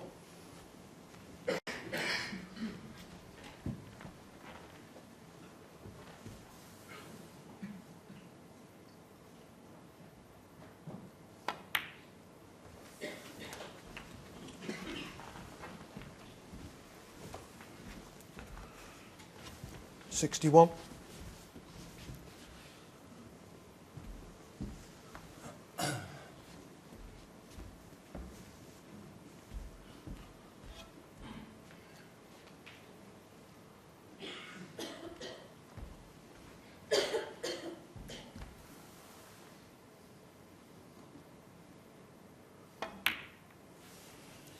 62. Just red and colour needed.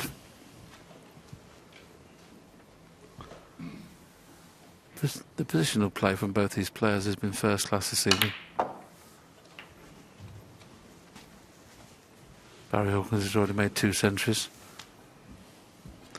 Neil Robertson 69. should have made 2 centuries and missed a relatively straightforward pot, but he hasn't missed much.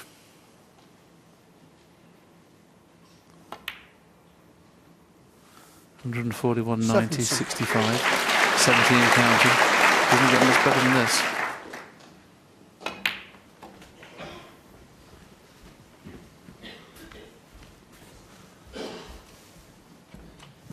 .75.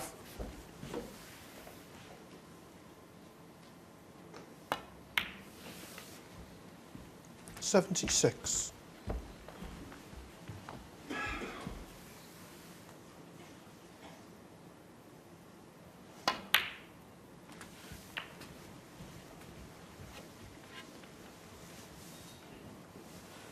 83. 2 blues, 1 pink, 8 blacks. Surely he's not going to make another 140 plus. He's already had 3. I don't think any player's ever done that at the Crucible.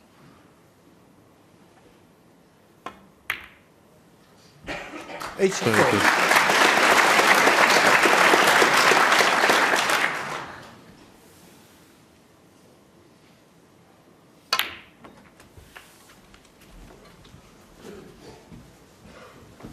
Already 65 tournament centuries. 91. This could be Neil Robertson's 11th century. And when you consider he had a spell where he couldn't make 8, 92. from 3-2 to 7-3, where he lost 6 on the trot, he didn't make a 30. This is a really good effort.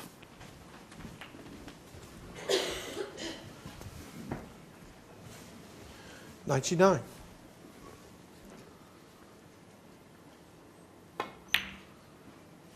It's relentless. It really is relentless.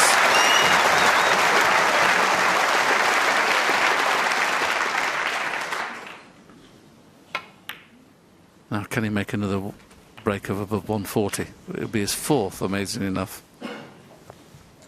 107. 108.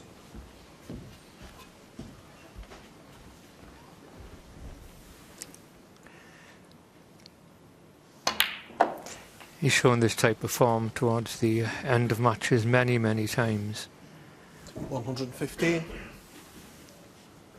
He gets a run going when he doesn't miss anything. 117. He doesn't lose position often, so I'm not saying he's doing 100 breaks all the time, but he makes enough to win the frames.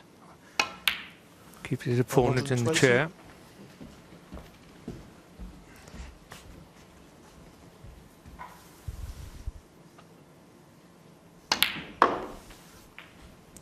$124.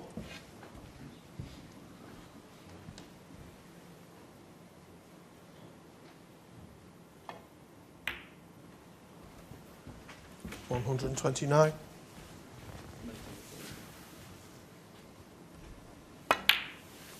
135.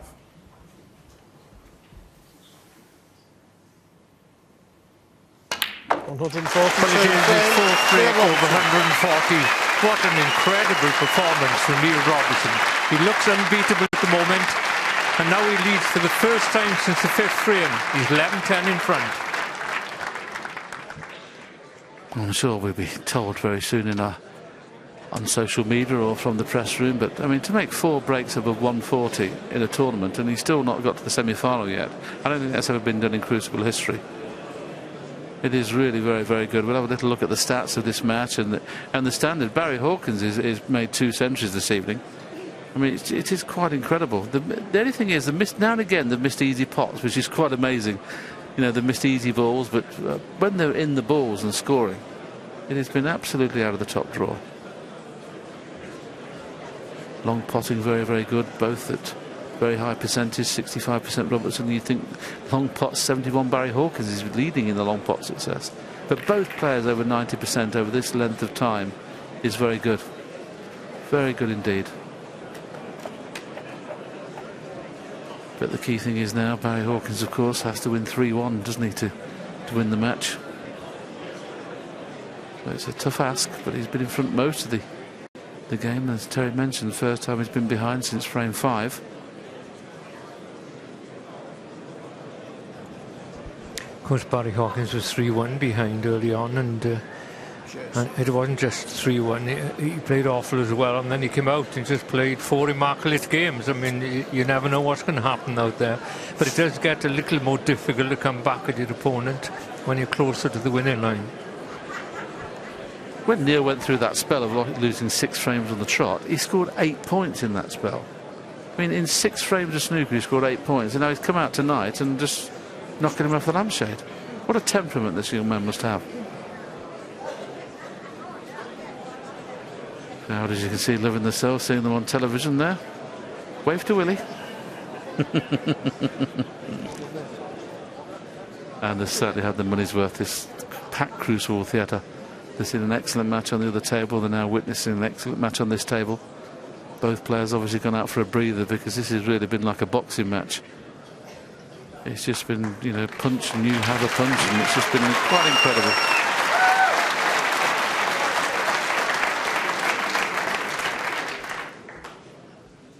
Neither player deserves to lose this match, really, the way they've been battling.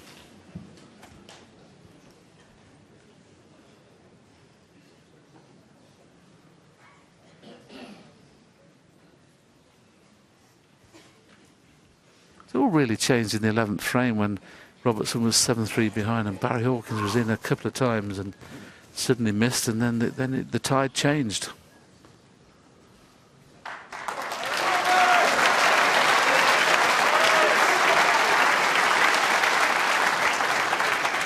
I'm sure Thank you. different fans would want it to happen, but I'd love this match to go all the way. Robertson's They deserve to be 12-12. So Neil Robertson head in front, 11-10. What's going to happen in frame 22? Can you turn the phone off, please?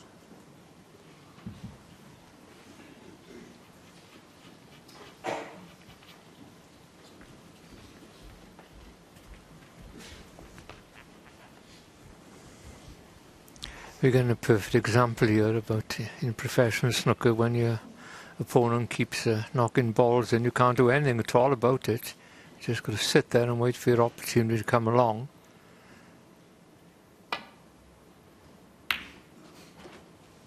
Barry Hawkins hasn't potted one now for 20 minutes. It's coming up. That's taken into account he's already done 108 and 104, yeah? It's quite off-putting, I should think.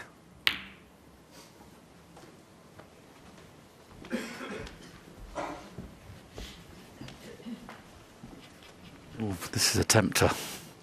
He's going to take it on. It's, in the last 3 frames, he's been kept off the table, so this is daunting, this one. It always happens when you've been kept off the table for a while. Those long pots are not easy. He decided to play safety instead, didn't he? God, blimey, he was lucky there. Anything could have happened then. Touching ball.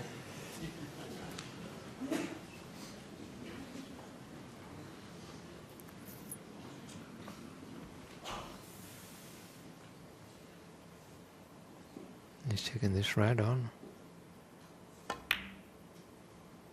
Get it! He feels now he can pop the ball from anywhere, and let's be honest about it. That's what he has been doing. This is match play of the very highest quality, as good as you're going to see. It's ruthless stuff. 8. Yeah.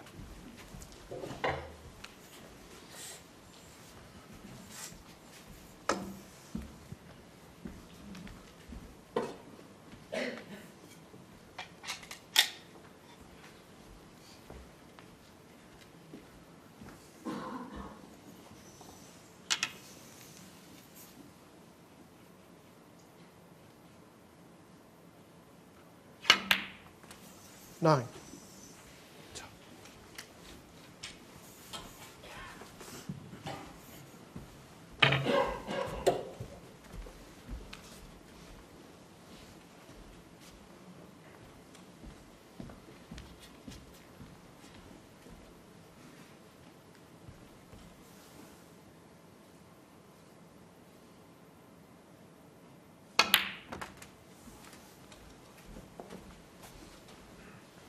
Came off a little bit harder than he expected, but he's still on this red.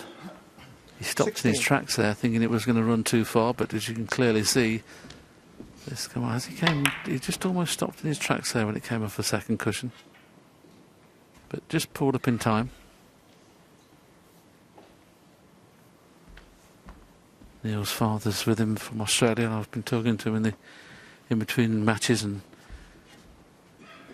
in the players' room, and he must be absolutely delighted the way his son's come back from 7-3 behind. 17.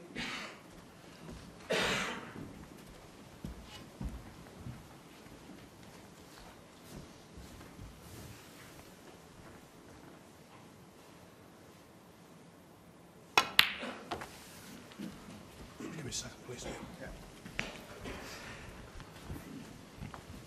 His cue action is so repetitive, you know. I mean, once he starts to get going and he's got confidence in himself, that's all he's seeing is making the ball in front of him and getting on the next colour all the time. It's just like a piston coming back and forth, the same number of feathers, the same length of pause at the end of the backswing, and then that punchy delivery on the ball is hitting in the back of the pocket, and that lovely noise that comes with it. Good bit of refereeing this, actually, because there's precious little room in between these two reds, but they're in the direct line, so he's put it in the right place. It's 23. Neil, of course, will be going up for the top side of the blue now and trying to get in a position where he can bring pink straight back into play. 24. Once again, the perfect judgment of pace for the backspin there. Didn't want to be too thin on the blue.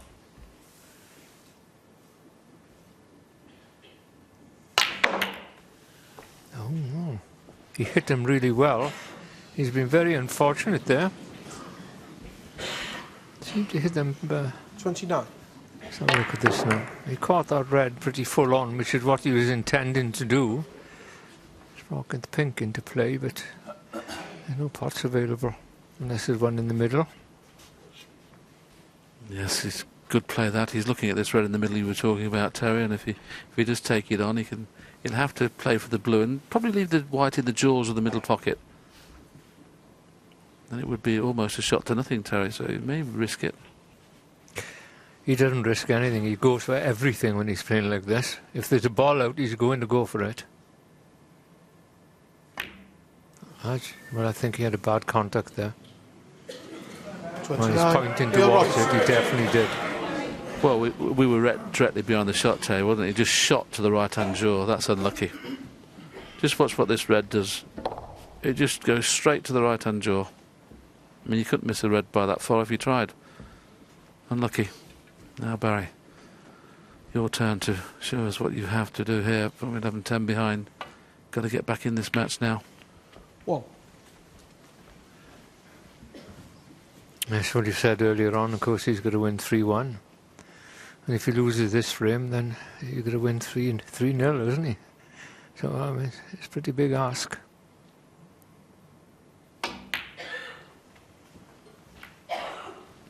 He's okay. Thought he'd gone wrong there. Just moved the red far enough to get onto the other red.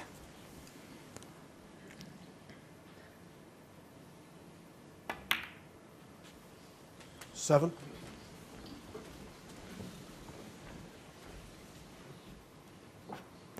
These are the times when you've got to forget what has gone by.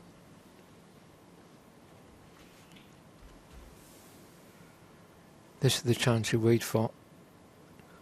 Sit in your chair for long periods, and then when it comes along, you've got to grasp it. 14.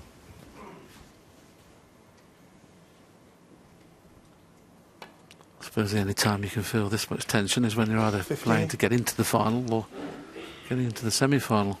I mean, this is tension and high-quality snooker at the moment.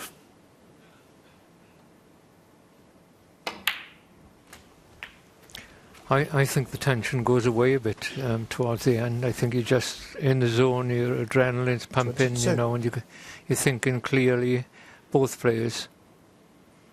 It's a wonderful place. 23. Mind is clear, you see everything in front of you clearly. Just got to get rid of the red that's obscuring the three reds into the corner pocket. Can screw back on and off the cushion here and try and get on that red. Or he can go right back on for the choice of two reds. That's what he's played. Yeah. That flew off the cushion as well. 30.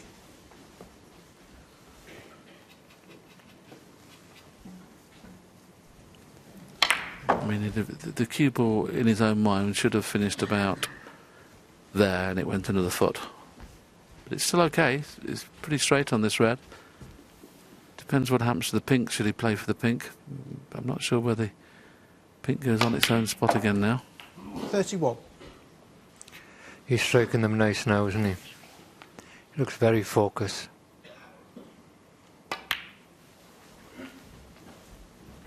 He knew this opportunity was left with that kick with Neil. Could have been his last one, really.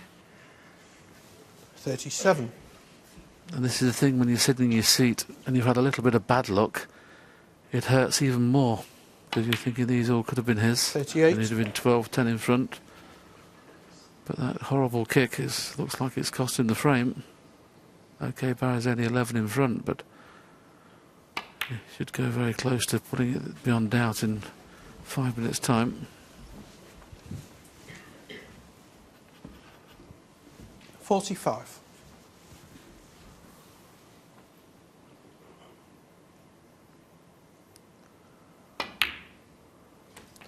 46.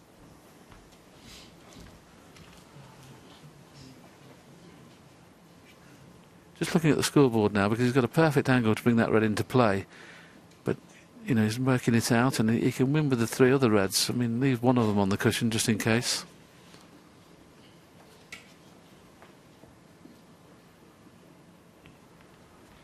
Which is absolutely perfect, but I think he's just playing for the 2 reds below the pink rather than play that cannon.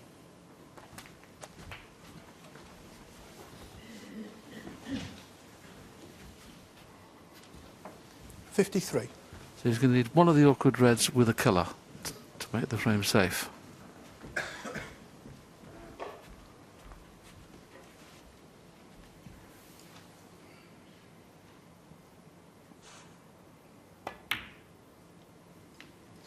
.54.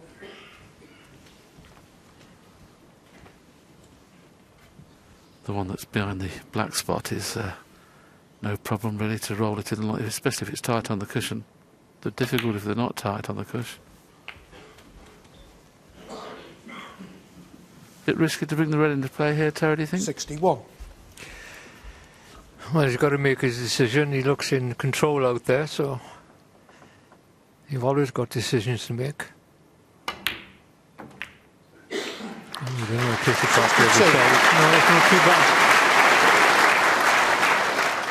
These days they always take the opportunity to bring the ball out, and they practice. There's a few practice exercises doing that, which are very good. So he's 33 points in front. This is 38. So if he gets on the red nicely, we're 11 all. Amazing, isn't it? It played to get onto that into 2 pockets, either 67. the corner or the middle. And whenever you do that, it's amazing how many times you finished absolutely in between them both. Middle would certainly be the easiest shot.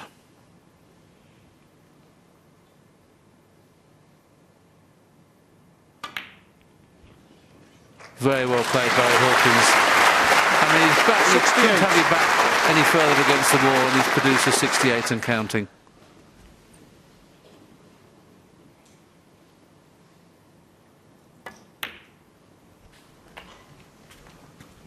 Well done, sir. Mind and body working as one unit. It's a wonderful place. We're under the most 75. intense pressure. Well, the lowest break this evening has been 65. When they're on the cushion like that, they cling. 76. Excellent pot. Not another century, surely.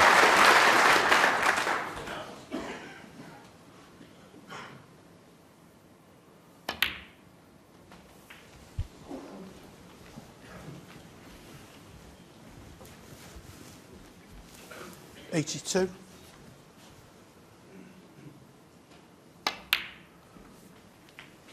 .84.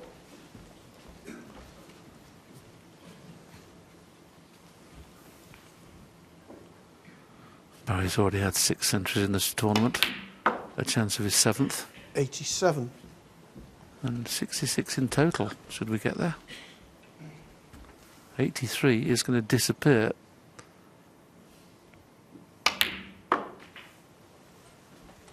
.91. That's his first poor shot.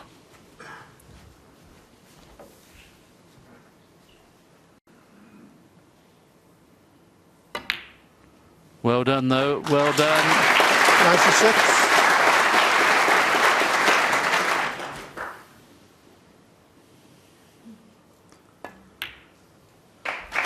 It is quite simply awesome snooker these 2 guys are playing this evening. The lowest break has been 65. And amazingly enough, the 5th century of the night. Absolutely superb. Barry Hawkins clears with 116. Barry More Hawkins. importantly, he's levelled at 11 all.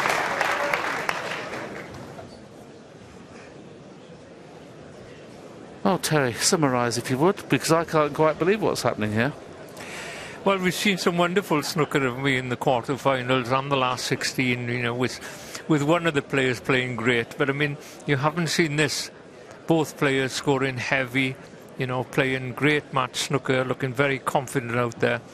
That's what you call competition. I don't like one-sided matches. We've had a few, and, OK, I mean, Trump was been superb here, but he, I mean, he played against Ding as well as I've seen him play in the Crucible. But Ding didn't really play his best, so you can't really judge it then. I know that when Barry Hearn got the new regime going and they're playing tournament after tournament, a lot of players were complaining about too much snooker being played. But too much match snooker being played, you cannot get enough match play snooker. And of course, this is the reason the standard is just shot up. And all these players now coming towards the semi-finals are just playing out of their skin. I mean, it's absolutely out of this world what we're seeing this evening. I mean, started with the 141, then Barry had 108, 104, Robertson had 90, 65, and then a 142, and then Barry Hawkins is just levelled with the 109. Doesn't get any better than this. Apart from if Leicester can beat Chelsea this evening, then it would be a lot better.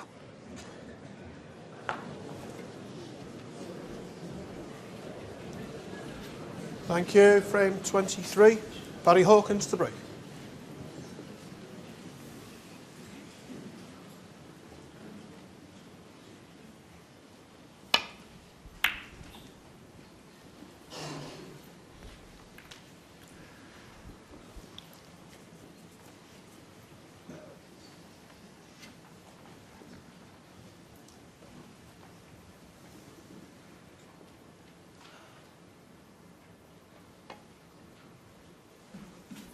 It's a little bit short. Foul, a miss. Barry Hawkins, 4. And of course, both players, as the cue ball goes back, both players now be very, very sharp out there. They're both playing good. They know this is, everything is so important here. One mistake here, as we finding out, can cost you a frame. And they're both getting very close to that magic number of 13. Yep.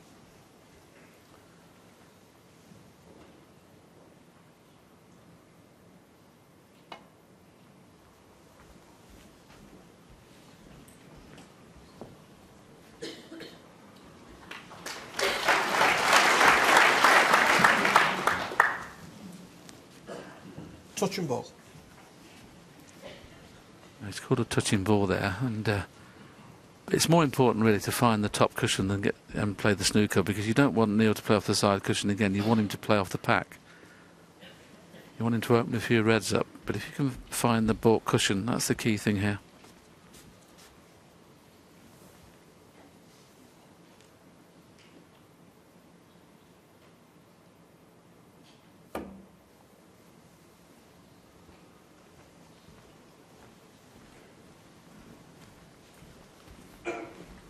Well, I think that's a mistake from Barry.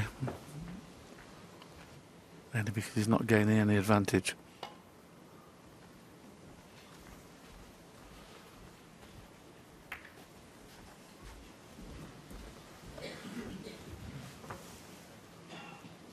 Touch and ball.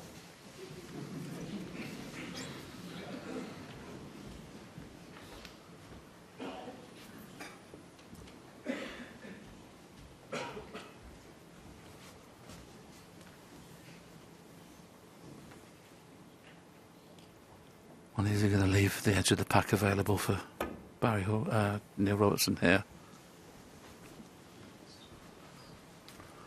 I think he has. Now, because you can see reds now, Neil can't afford to play the slow roll up this time. And if he doesn't finish short, he'll be put back. So Neil trying to swing it around the green. He's got to be careful. He's trying to hit this red half ball to get back into baulk.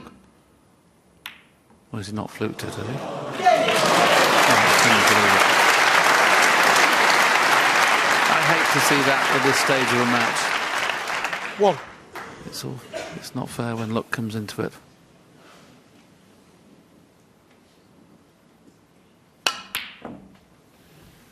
Mind you, it doesn't look like it's going to cost him more than 4 points, so may not do any better than that. 4.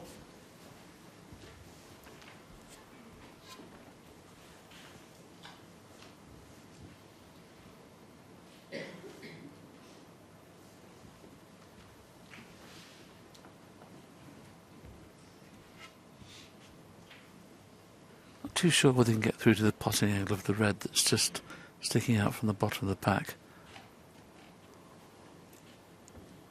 That's the red he's trying to get through to.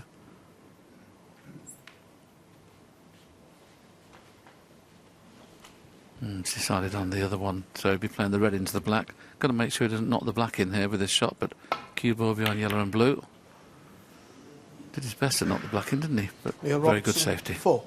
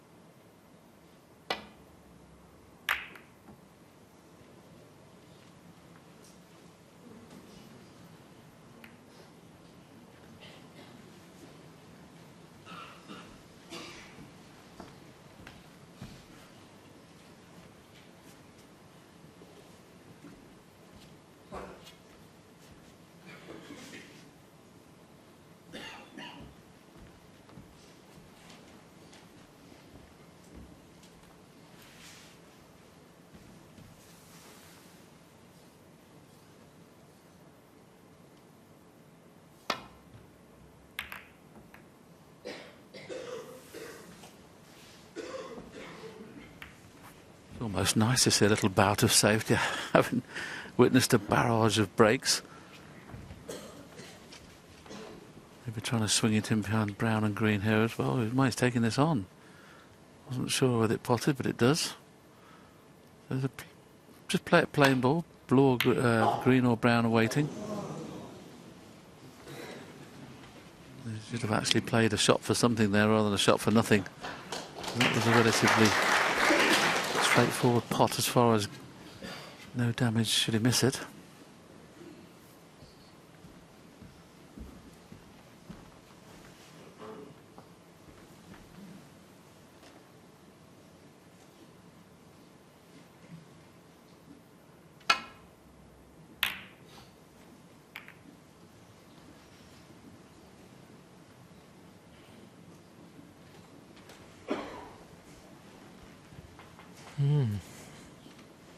I left that red on the corner pocket, but covered it. This is taking it away from the black a little bit. Now the player would be too happy to see the blue off his spot, the pink all tied up and the black not in a potable position. Doesn't give you much hope.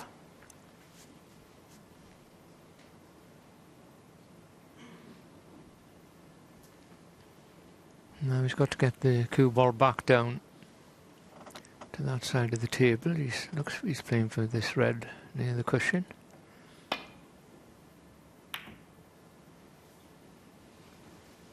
Now then, how's his luck? Not in, I don't think. You can see this red, and if it's a good angle, Neil can screw into the red next to the black and hopefully hold on. Pot an easy black and off to go. Not quite sure if he can do that because half ball. They just play the drag.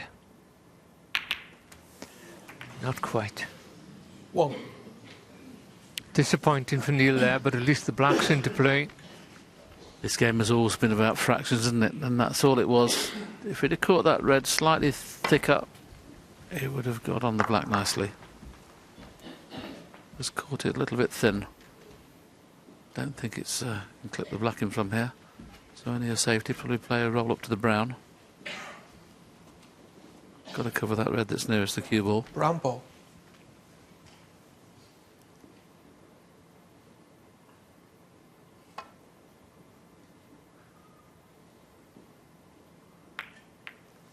Neil Robertson, 1.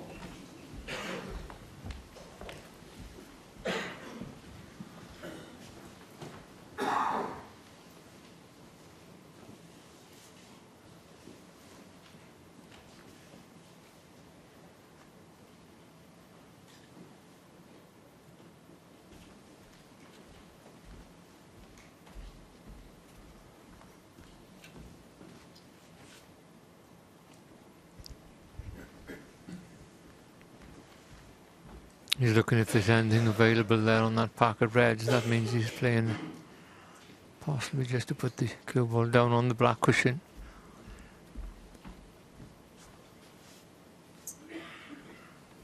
There's 3 reds there on the right cushion. I think the top one Barry could possibly play, hit on the left with that as we look at it, and swing it round past the black spot and back down to balk.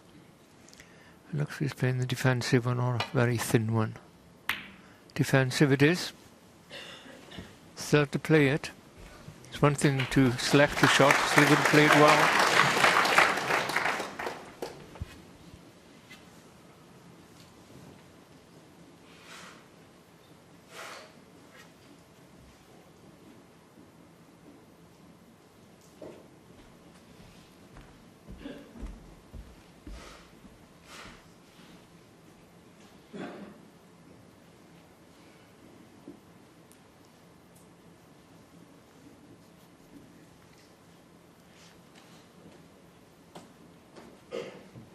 Just looking at what kind of margin of error he's got, whether he can finish him beyond the green spot area, whether that red will be available on the corner. But it looks like he's going to have to finish somewhere the line of the brown to cover that red up.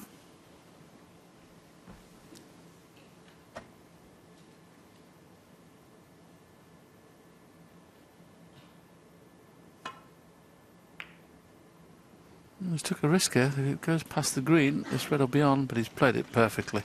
What a great shot. What a great weight.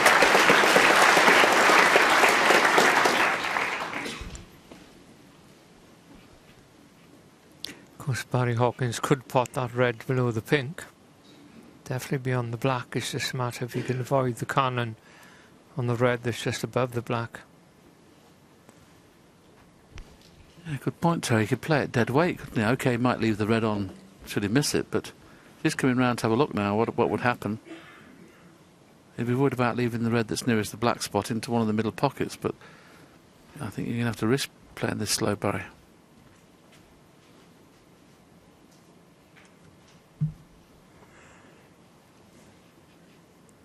Right. I'm not 100% sure he's got the angle to miss that red, as a matter of fact.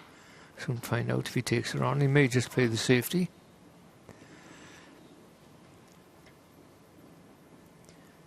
There's been so many breaks so far, we're getting carried away here. I think we're going to pot everything or take everything on. But wonderful shot from Barry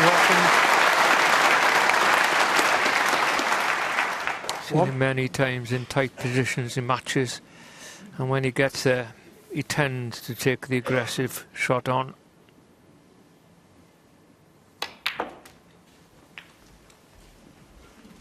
Well, Neil Robertson must have been delighted with his previous safety shot. I mean, you've got to sit there and almost applaud your opponent if they knock those in. I mean, obviously he doesn't want to do that, but I mean, that was tremendous.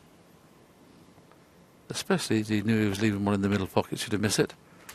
But he knew also if he got it, he was nicely on the black and with a possible sizable break to come.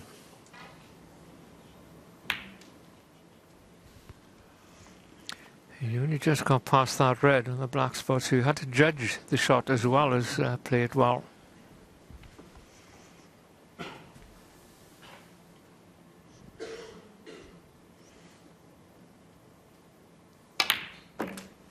I got too much into it. Made so much effort to avoid that red above the black there and get into the side of the pack. 16. But he's landed on this one in the middle. Yes, it's a bit of a bonus, isn't it? He was planning to hit the pack of reds thicker. 17. He's still in control of this frame now.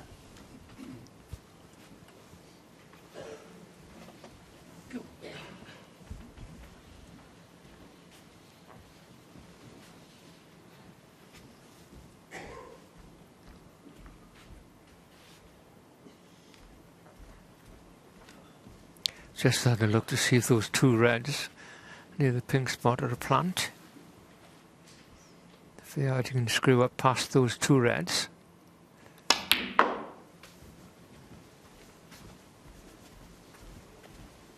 Well, you could have done with coming out a little bit more into the middle of the table there. You see it's dead 20. straight. Still got to hit the exact spot on the first red though. Make the second one go in. 21. That looked pretty good. Now, if he's dead straight in this, the red on the side cushion could become a little bit awkward. If he screws it back, he could run into that.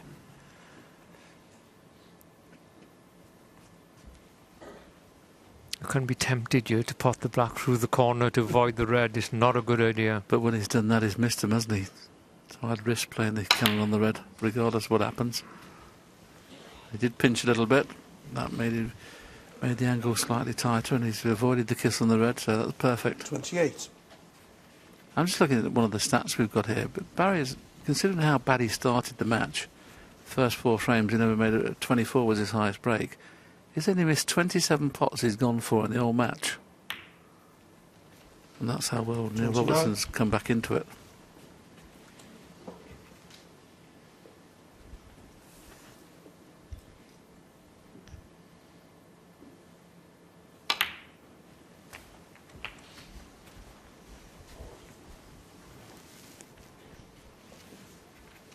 $36. Not perfect. Hitting down here, striking down into the cue ball.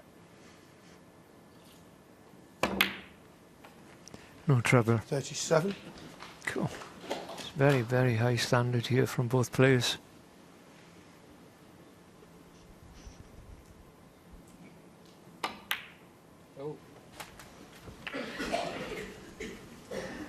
You may have heard me sigh then with Terry's mic still open, because I thought he'd hit that too thick. 44. 65, as I mentioned before, the lowest break in the evening session.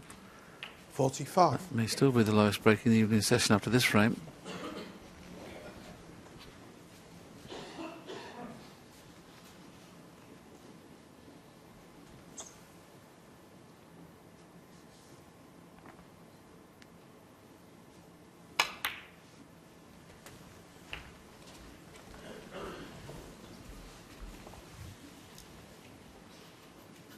$52.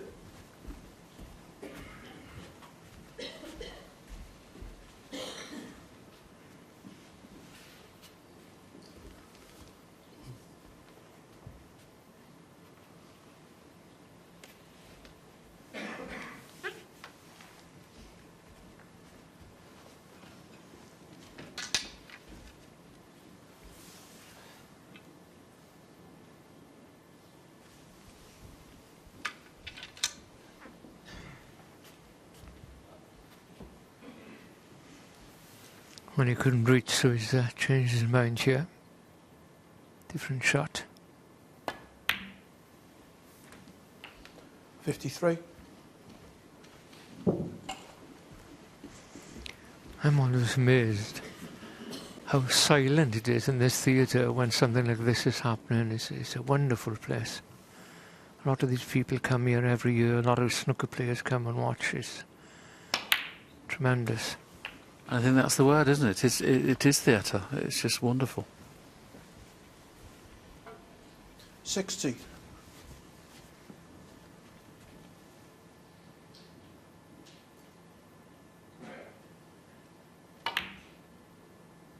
$61.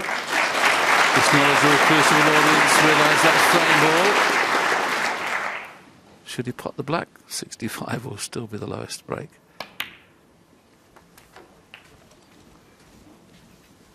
And amazingly enough, after all these frames, there's only 3 points in it on aggregate. That's how close this match has been. 1263 to 1261 and counting for Barry.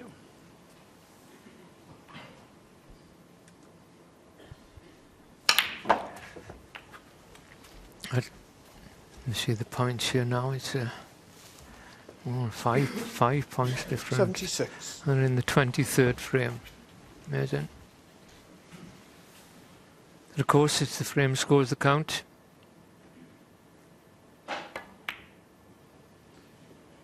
Oh, what a shame. Barry Hawkins, 76 on the frame. Effort of 76 is in front again, and he only needs one frame now for the semi-final. He's 12-11 in front. Yes, and quite rightly, both players leaving for a little breather. We'll put a few stats up for you while Terry and I have a breather, because this snooker is quite awesome this evening.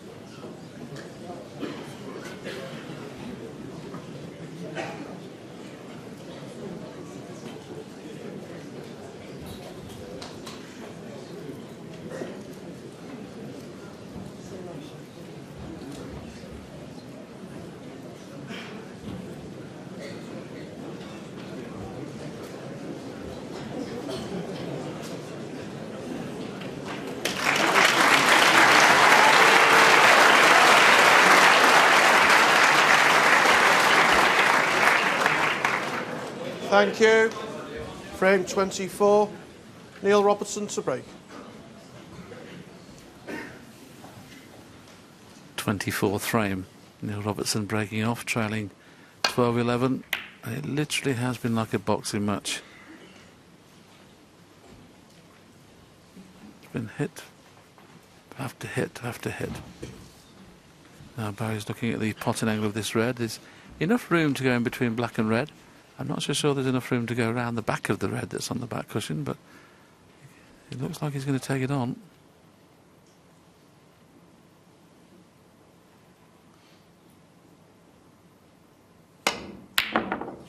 He got round the back of the red and played it nicely as a shot to nothing.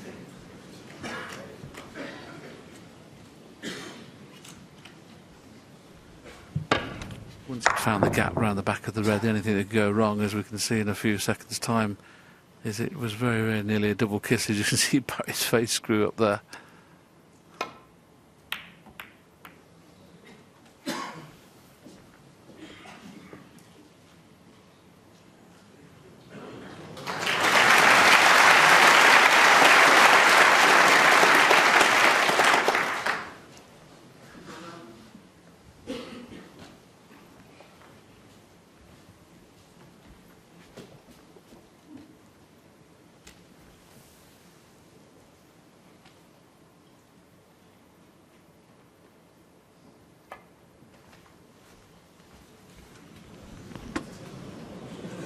Foul, the miss. Neil Robertson, 4.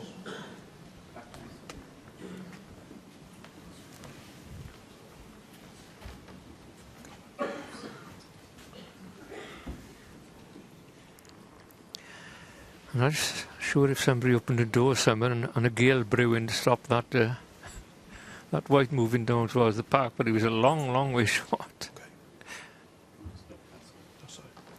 He didn't want to sneak past the side of the pack on the left there, unless he'd leave the red in the corner for Neil Robertson.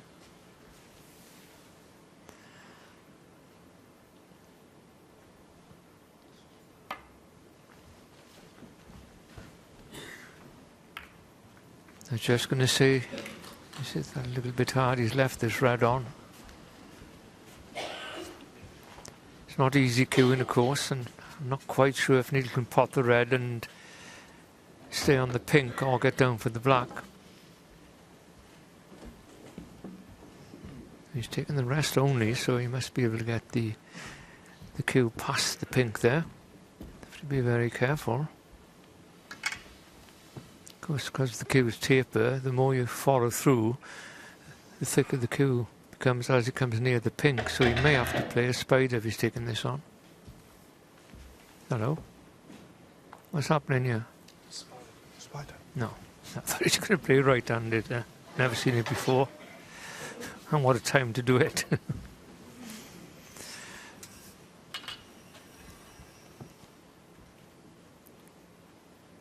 Now this makes it a little more tricky.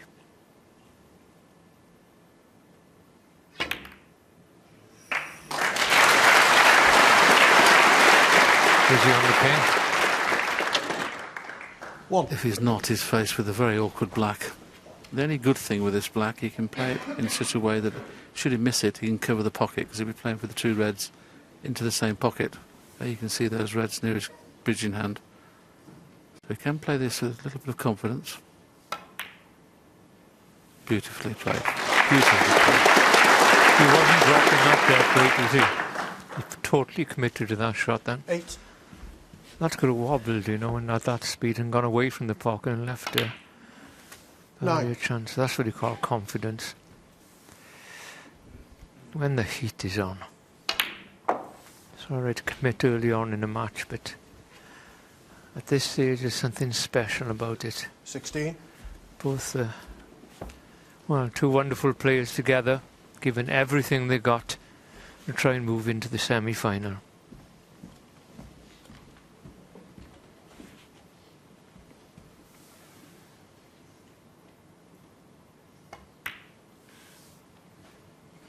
I think in some ways Terry, it deserved to go 12-12, didn't it? The way they've both played just some awesome snooker. It really has been top draw. It's hard to pick a winner still. 24.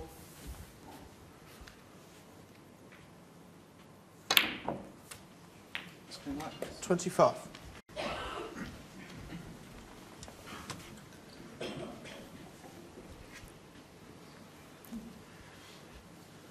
Getting to this stage of the match now, when either player misses an easy shot, they'll never ever forget it. I don't mean today and next week, I mean ever. That's how important it is to the both players.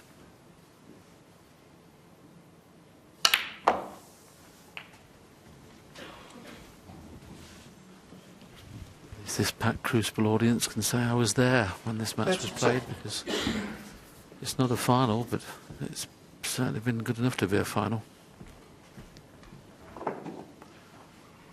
Not too many people have left the auditorium, even though there's only a one table situation now, not two. The odd little one seat missing. But there's the one table situation now, and tomorrow there will be just one.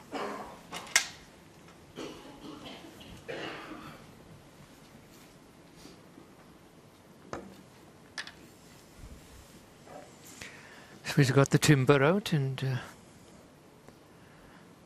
needs a bit of touch this shot. 33. Well controlled. Very good. Very good. You can't lose your touch with those, mainly because, you know, you're so far away, your head's so far away from the shot in some respects, because the extension's on everywhere. Just got enough angle to stand out. Now we're going to get another perfect frame. 40. I've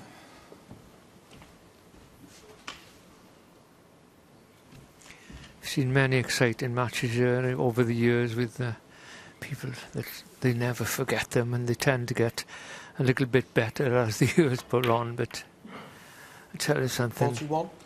there can't be many matches that I've seen, I don't know about you, Willie, better than this, the quality. They're just not missing, are they? That's the key thing.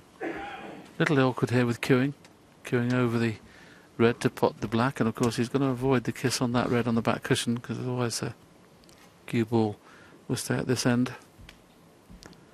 And he can't really generate enough pace to play into the pack, so the harder he plays it, the more likely to kiss the red that he doesn't want to kiss on the cushion.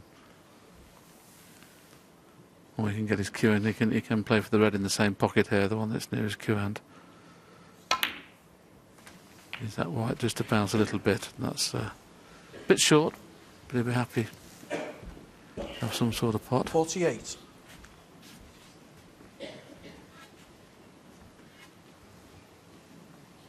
It's just one of those shots you couldn't hit it any harder anyway. If you caught the red behind the black, the spin wouldn't have taken so quickly.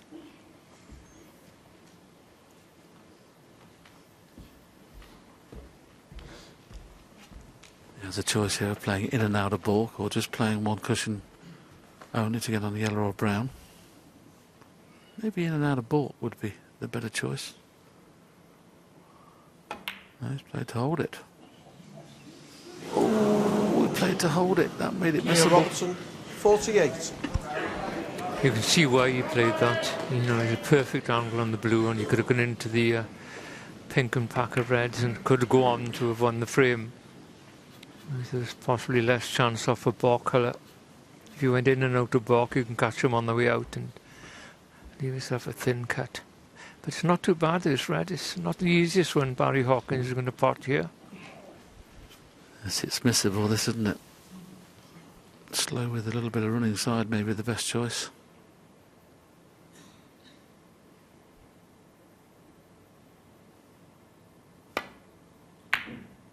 Oh, it's so tough they were. I mean, Neil, in fairness, was a little fortunate where the red finished.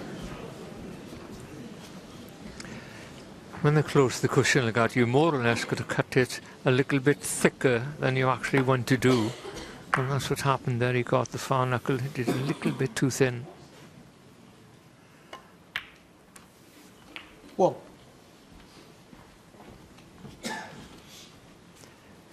So Neil would have been thinking the worst, and now Barry Hawkins is thinking the worst in his chair after that.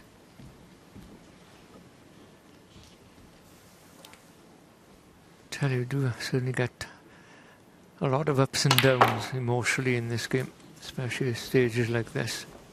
Now he's hit that quite nicely. He's got one red in the centre. 8. Not quite sure about the one at the back of the pack. No, I think it's too close together.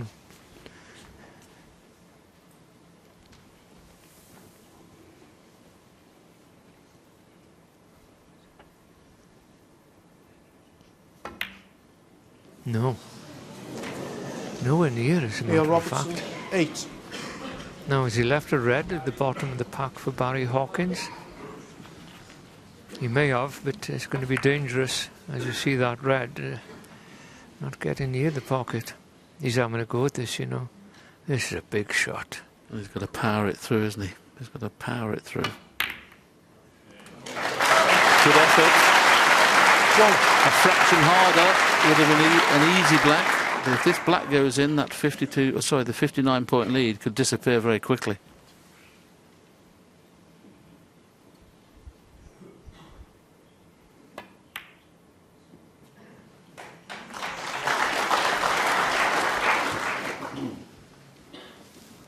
And with him being a left-hander, Terry, the red down in the balk area is no problem. This, amazingly enough, even though he's 52 points behind, it's a chance for frame and match.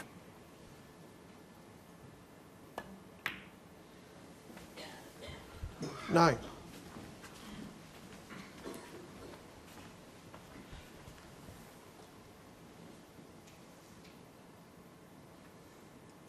There's something about the Crucible that this young man loves.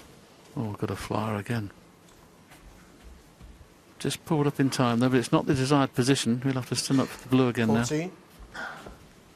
A final and a semi-final, and just a 50 or 60 break away from another semi-final. 50.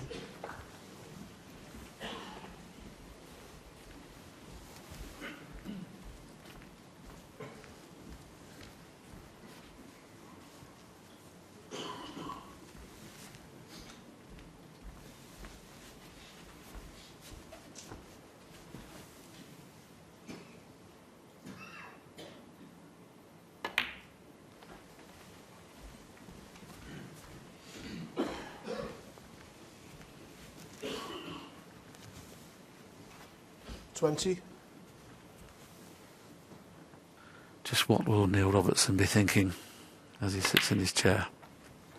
21.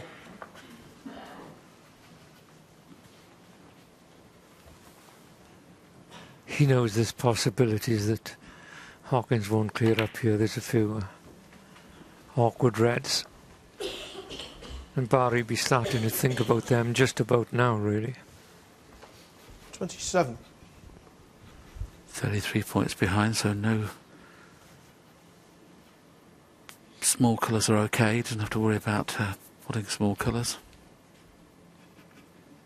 Which red is he going to leave till last? Is he going to leave the one behind the black spot till last?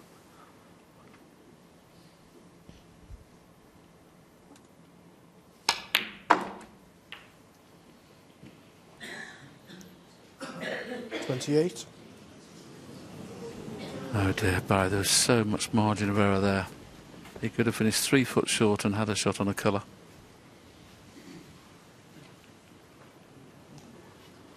That's what adrenaline does for you.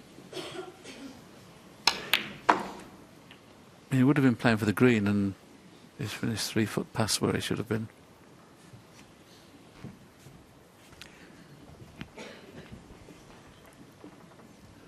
He hasn't looked at the blue yet. I wonder if he passed him, I can tell you.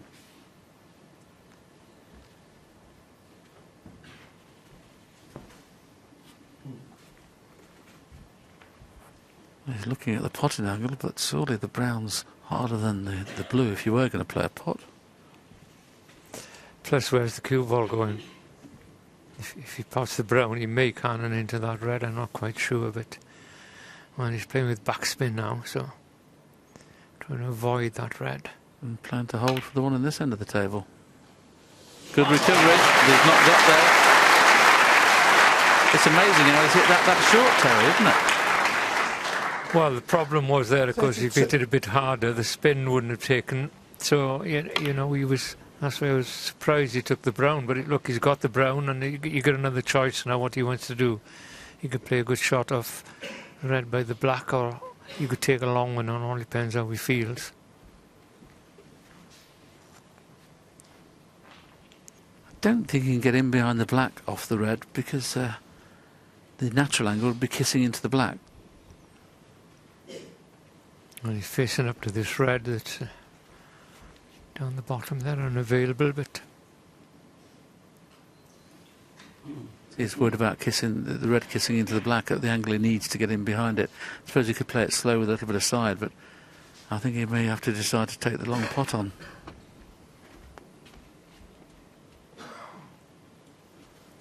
Well, he's trying to get in behind the black. I'm not sure he can.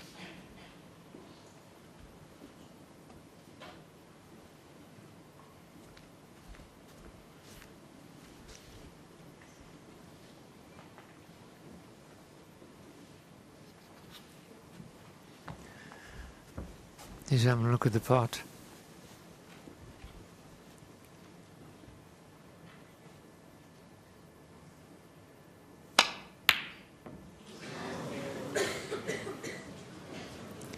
For me, it took a little bit too long Hawkins, to decide what to do 32. there. So when he got down, it becomes a bigger shot in your mind. I think if he had a slight inclination to go for that red, he should have just done it early on. He got away with it, though. I think so. I mean, it will cut, but he's coming round to look at the potting angle, but surely this is a little bit dangerous. He's trying to protect a 28-point lead, and he can't see the other two reds. I think, you know, maybe you have to play the cut, Terry, because there's no easy safety shot off the red. No, the one by the pocket he could play up and down the table, but the problem is he's leaving Barry an easy snooker then with the red behind the black. And if you come off the side cushion past the brown, or the bottom cushion onto the side cushion behind that red, he'd leave the red on this corner pocket. So it looks as if he may be better off having a go at this. And I said earlier on, these players under pressure don't tend to turn much down.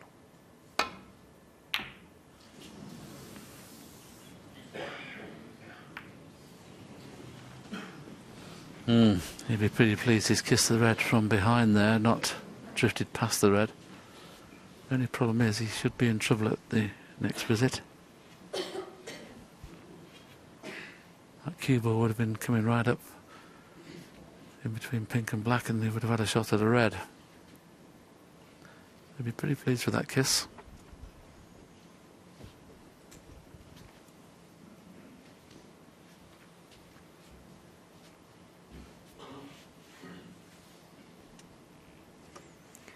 Well, after the avalanche of points being scored by these two players, it could come down like to the run of the ball at the end of the day. Just one bit of good or bad luck.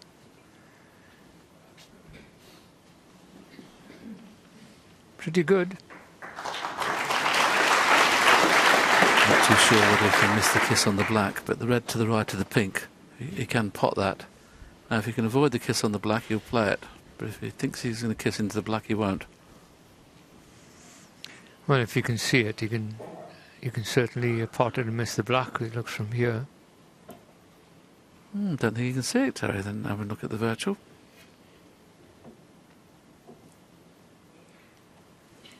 Very tight. And there you can see it's a little bit tight. So that's an excellent safety shot from Barry. I think he'd have been down and playing it if it'd go.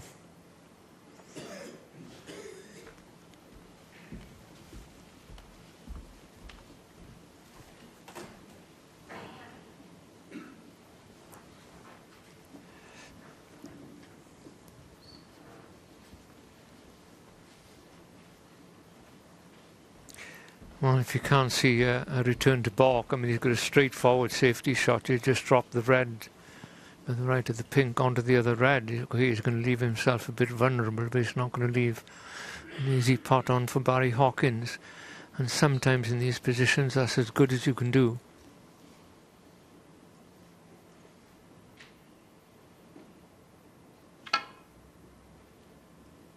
Oh, he went for the thin cut.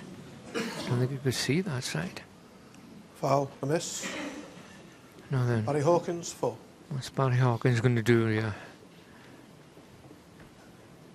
You think that Neil may hit it the second time? Mind, it's very thin.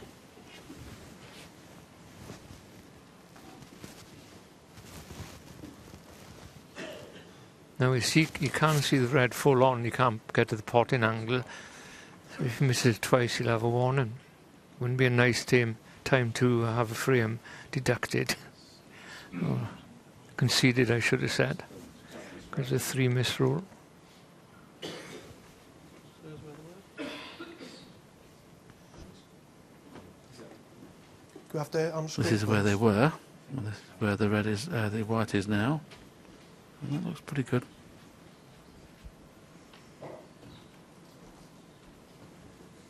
Okay, yeah. Thank you. Now this is such a thin cut here with Neil. If he edges to hit it a little bit thicker and catches the knuckle of the right corner, it could be all over.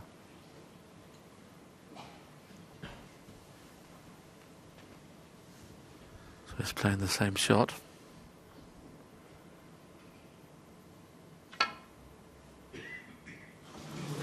Now he's going to be warned. Now what do you do?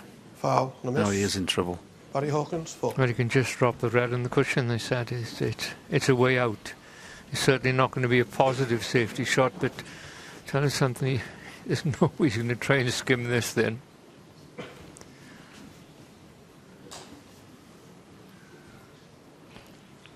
And those 8 points he's given away means he's only 20 points behind now, Barry. You must hit They're just warning him. Use the frame, okay?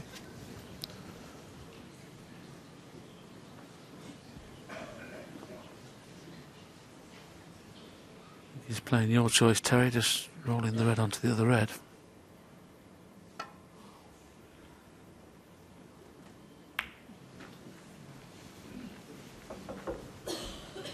Well, he didn't hit the other red, and if that cue ball was another 2 inches over to the right, Barry Hawkins wouldn't be looking at this red. Now he is. He had to hit that other red then to move the cue ball over and leave no pot on. So if he pots this red, he's going to be nicely on the blue. And if he gets top side of the blue, he could get down for the 2 reds, but this red is very awkward.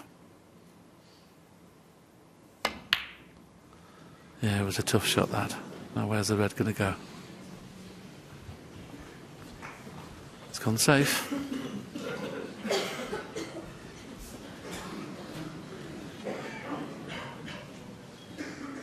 Thank you. Settle down, please.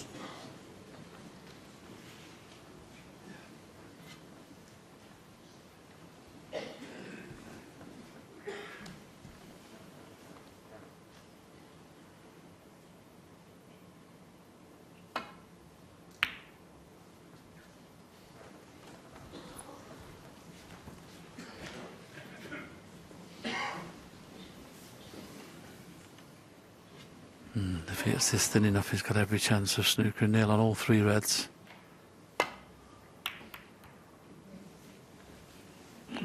Needs that white to travel. Not quite.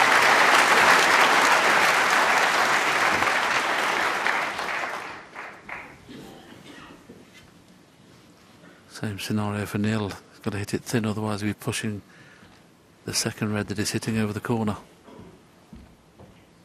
So this has got to be thin.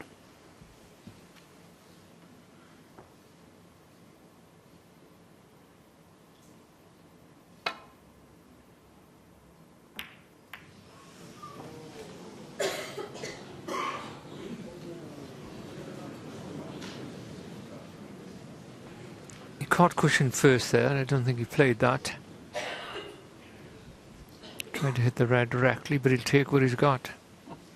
As a matter of fact, he's put Barry in trouble here, I think, is he? Absolutely. I mean, I thought he could get through to pot this red, but as you can see, he can't. Amazing.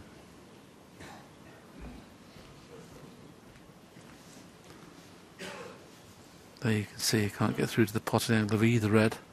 And the red that's behind the black, if he plays that, he'll be pushing over the right-hand side pocket. So he'd be reluctant to play this red behind the black, but if he hasn't got a lot of choice.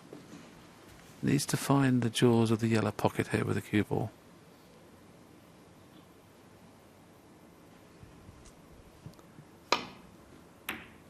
Or is it this hard? There'll be some sort of pot on for Neil, should he want to take it on. And I think he's almost bound to take the pot on. Yes, he had to hit that hard enough, didn't he, to clear the pocket with the red he hit, so. And then.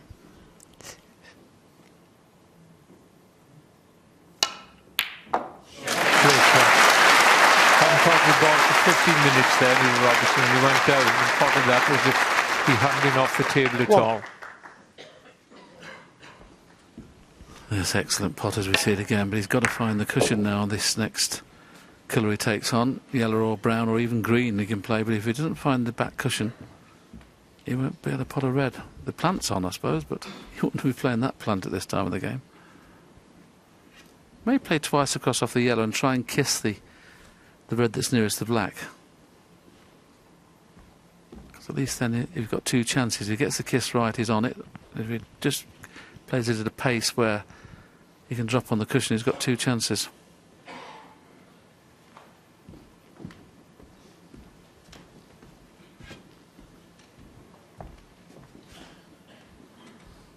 Yellow or green's okay to play that shot we were talking about.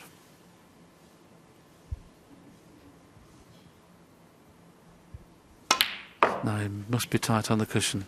If he is, it's brilliant. That is fabulous. Fabulous shot. Made that pot on the green then so much more difficult to play it that way, you know, and once again taking the positive shot on. 5.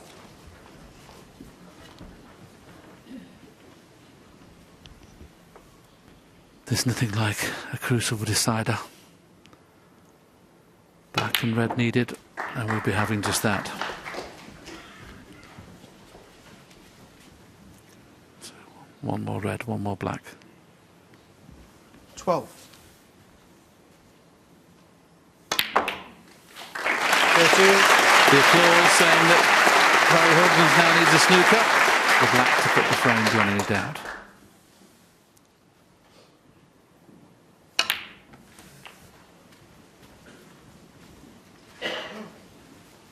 Well, I never thought when I came into this evening we'd have such a close match. It was a little bit pedestrian this afternoon. It's been anything but this evening. We're just coming up to 10 past 10 and they've already played 9 frames this evening.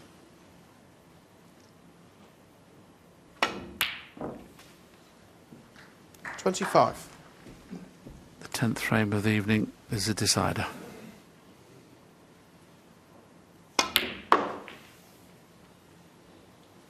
Both players will obviously leave the auditorium before the final frame. Gives the audience a chance to stretch their legs because we're in for a thriller. 34. Flew off the cushion again.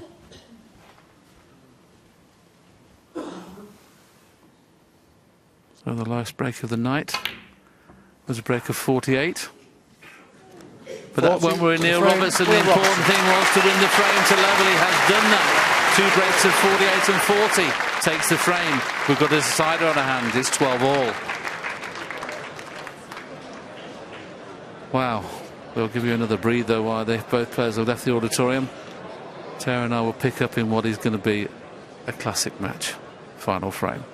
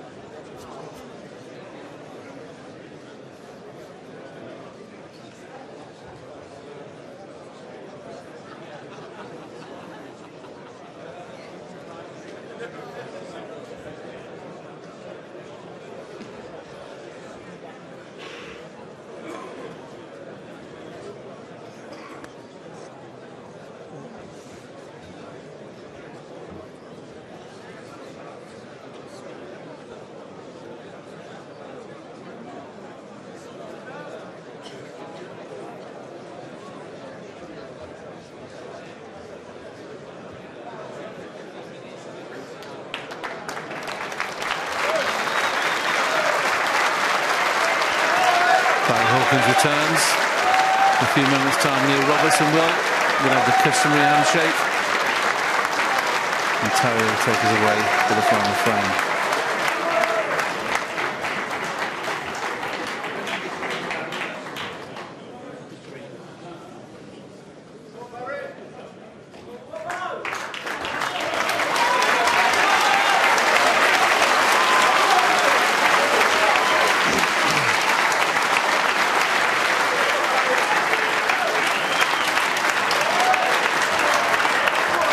Thank you. Thank you. The deciding frame, Barry Hawkins to break.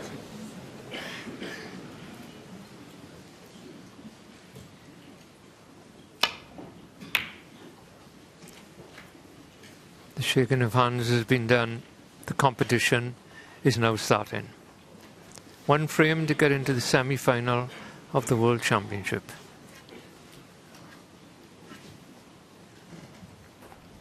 Yes, the winner will be ecstatic. The loser will be very, very disappointed, and rightly so. They've given their all, both players. It's almost a shame there has to be a loser. But in all sport, there's always a loser.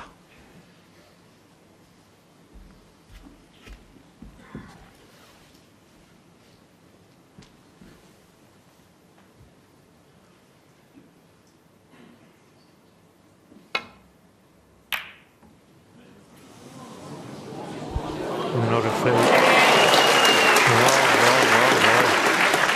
And as it turns out, the pace the red was travelling. If it hadn't have gone in the pocket, it would have stayed on there for Barry. So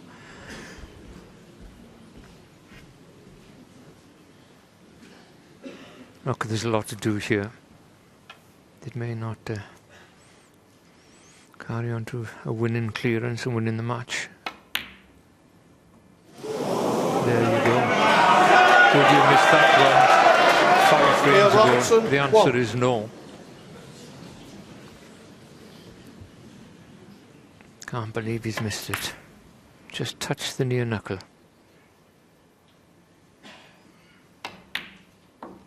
So now Barry Hawkins sitting in the chair thinking, perhaps this is not my day.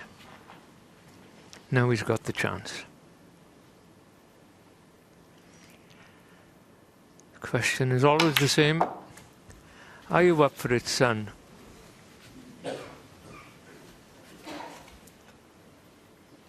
Eight. Well, the next 3 or 4 reds and blacks, if it wasn't such a important part of the match, look okay. So you can get a sizable lead, I would think, whatever happens. Nine. Nothing is certain in the final frame of the match.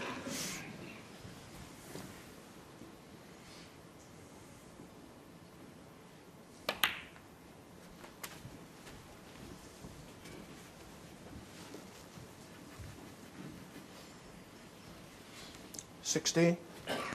I think it's better not to say anything at this stage and just leave it happen you. 17.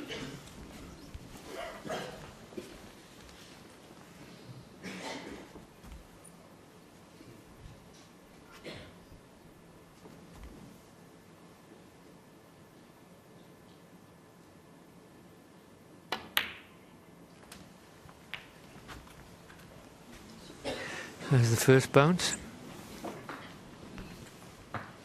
24. Yeah, what a shame. Taking the position out, but he can play for blue or bought colour.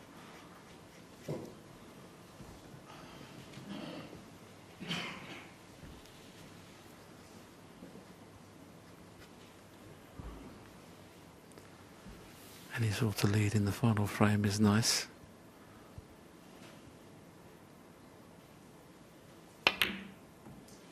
Well done. Once again, overhit the keyboard by a mile. 25.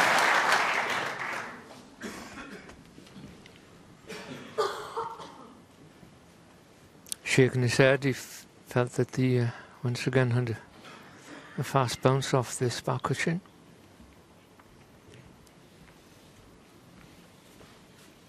If there's an opportunity here to pot a colour anywhere and get on a red, you've got to do it. You can't take a backward step now. That's the same for both players.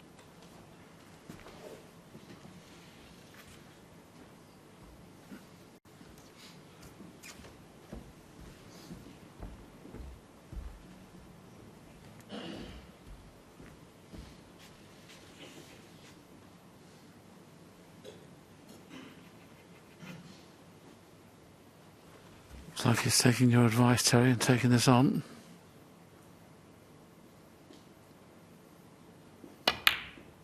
Missed it. He'd have been playing that red with disappointment. Sorry, that colour with disappointment. The fact that he didn't get onto a colour. But he's not left anything easy for Neil. Both these reds are possible either side of the black. We see him missing the brown. Missed it by quite a long way, to be fair. But either of these two reds are not easy.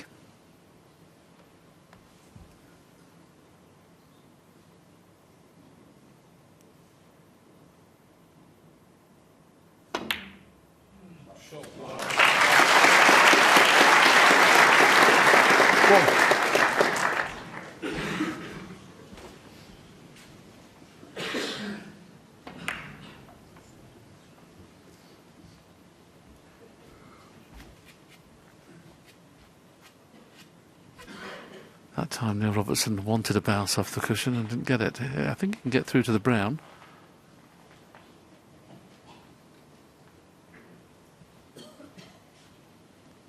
As Terry said, okay, you just run up behind the yellow, but you know that this class they would usually rest into the bunch, so he may decide to take the brown on. Is he going to try and get into the bunch, or is he going to stun over for the red? No, he's playing the snooker. That's a little bit of a shock. Neil Robertson, 1.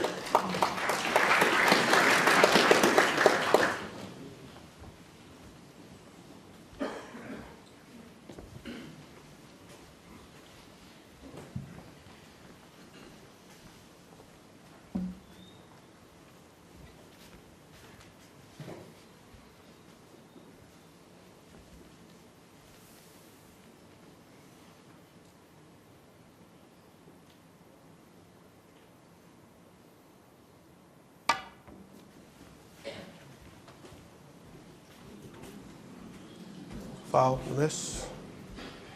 Neil Robertson, 4.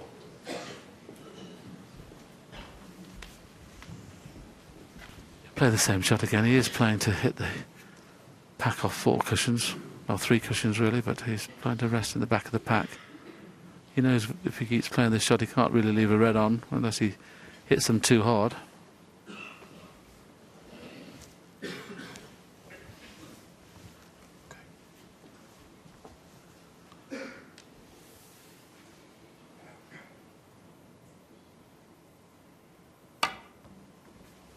Oh, he's a bit narrower this time.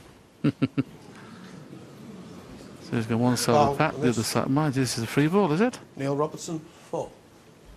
This might be a free ball. This is disaster for Hawkins if it's a free ball. Free ball. Disaster. Thank you.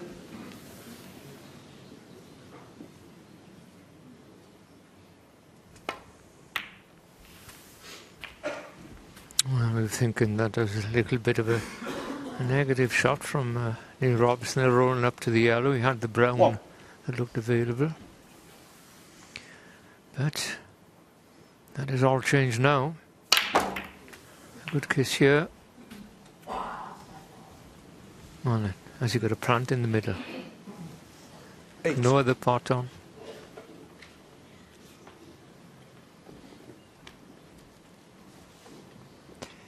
It's the two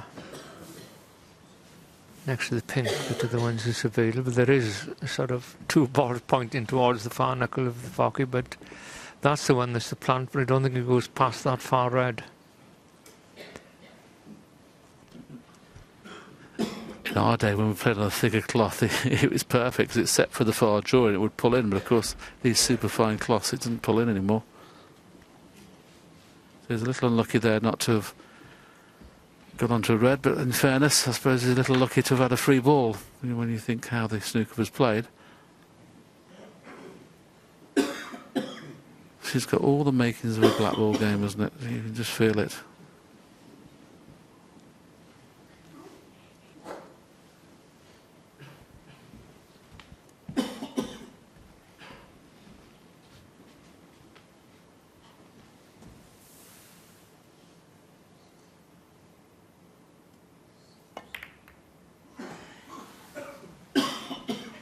Neil Robertson, 8.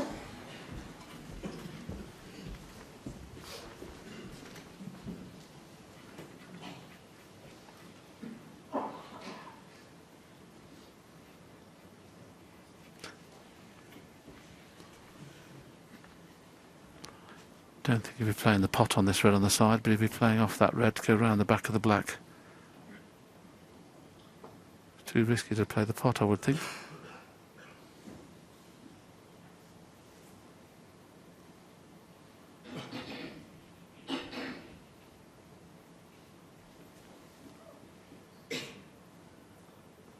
Not too sure whether he's planning to cut it in the corner and bring the white back into baulk. Maybe trying to cut it in the right-hand pocket, which he is doing. But got a good white. But the red is on. He may take this on. There's enough language to go around the back of the black.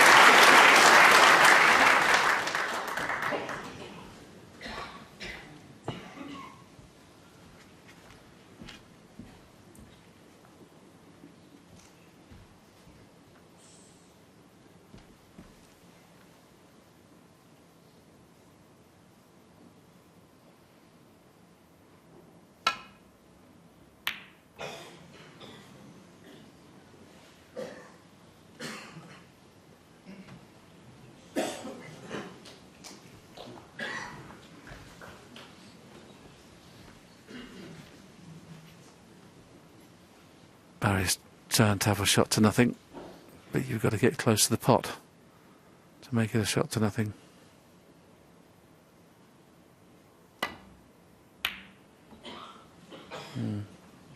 Half-hearted attempt. Good white though.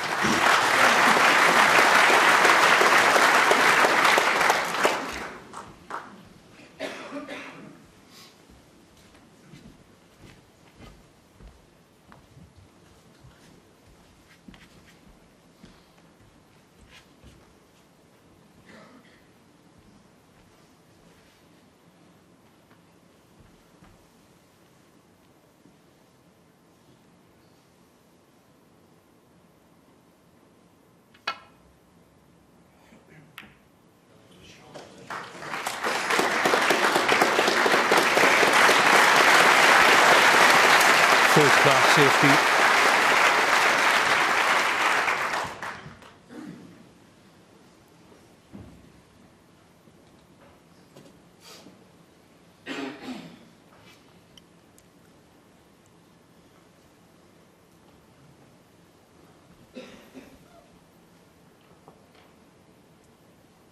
And he's looking to play a possible thin cut on the two reds, the right and the pink, but I don't think he can get to the edge. It's a tough shot here. Very similar to Neil Robertson in the previous frame, isn't it? When he was trying to thin one, he missed it twice and then had to play to hit a red because he was warned.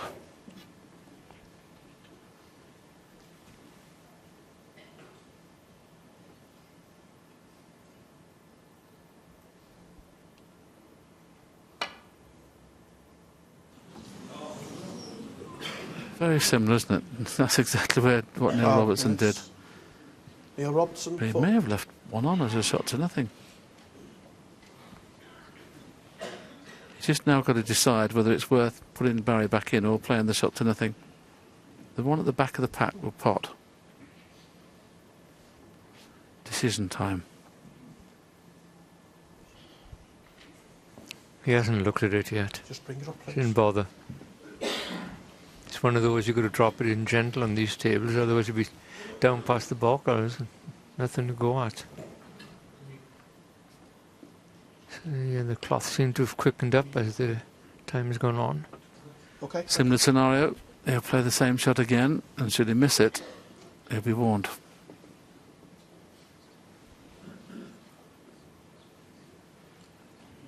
Even if he hits it thin, how's he going to miss the jaws of the right-hand corner?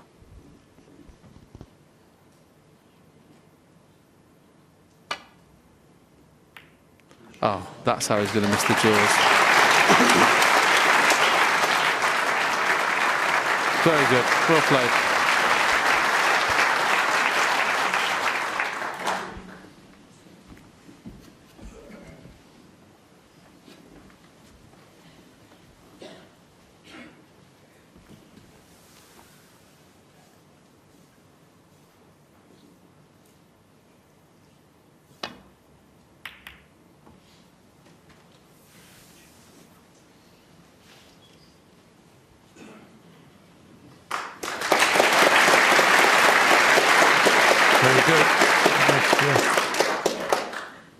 think he's left an edge out of the one on the extreme left, just about.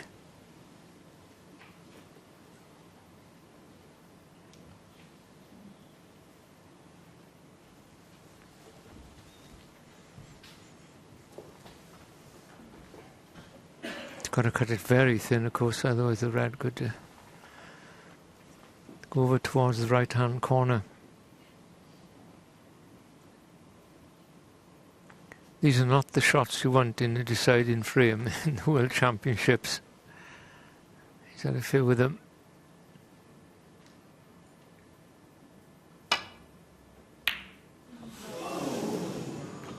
Oh. Oh. I was just going to say, the touch on that red behind the black. I thought he's got away with this. He's not going to leave nothing on. As it's turned out, he's gone in off. Another 4 points away. I think all the points Neil's got more or less have been fouled, haven't they? Neil Robertson is blessed as we see this shot again with the straightest cue action in the game. But I just wonder under this pressure whether it will still be the same, because he will line this up dead straight. I suppose the brown's in the way to make it a dead straight pot.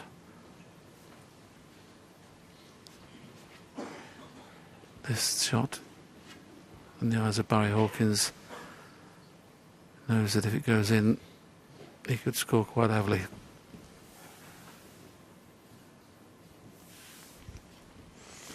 Oh, he's taking a bit of time.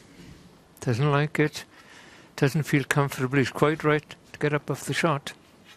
He's got to set himself again now. Got to get in that mode when you think, I'm going to pot this. If I'm going for it, it's going in. You can see it going in the pocket. You get the image, down you go, and leave the rest happen.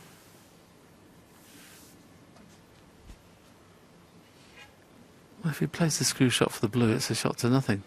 If he plays to hold for the pink, it's not. He's got to make his mind up.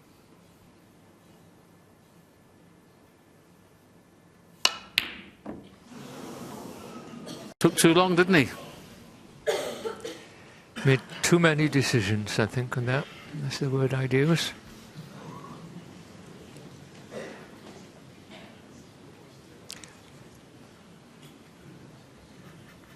That's what he said. He's pretty good at these normally, and he's definitely always going to go for it. And Barry Hawkins is looking if he can get past that red. It's at the top of those reds onto the red that's on the right hand side. It looks a bit dodgy from here. But he can't. Oh, and he's on the pink.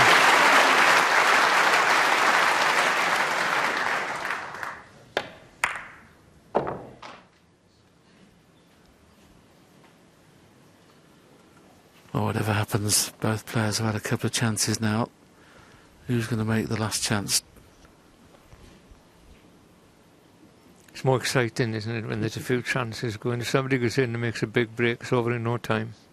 Looks pretty, but the tension, the excitement is when there's mistakes made. Barry's looking to see if the pink will go on its own spot, and if it does, will the red pass the pink in the corner? If it doesn't, just play a little cannon.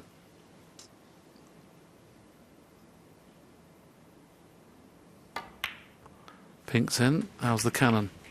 Pretty good. Worth the risk that time. He wasn't sure with the pink spotting whether the red would pass the pink. That's why he's decided to play a cannon and played it to perfection. 7.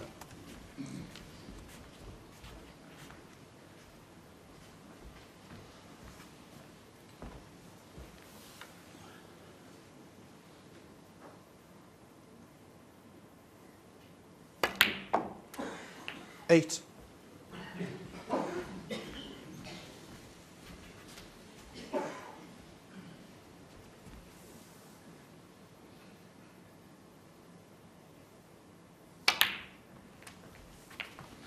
Well, there's clearly now a chance of frame and match, and when you consider Neil Robertson's had 4 centuries in the 15. game, 2 breaks over 140, he could have played his last shot.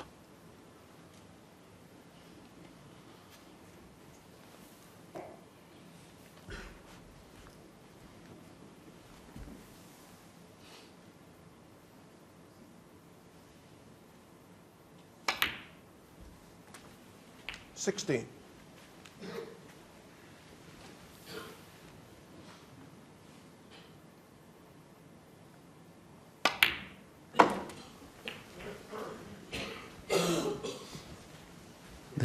The adrenaline will be pumping like you've never known in Barry Hawkins at the moment. He's been put to the sword 22. in this game, and he now knows he's got a chance to come out on top.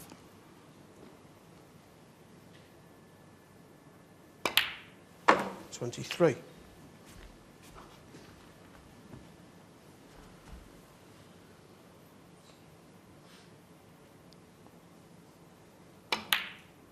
The lead 29. 3 more reds and colours to be very close to the winning line, depends on what 30. colours he pots.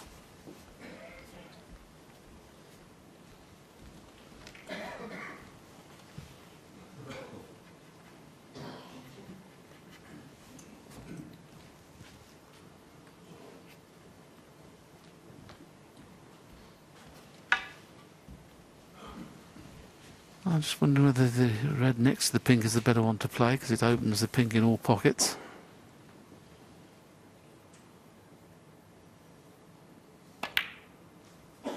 Good pot. 31.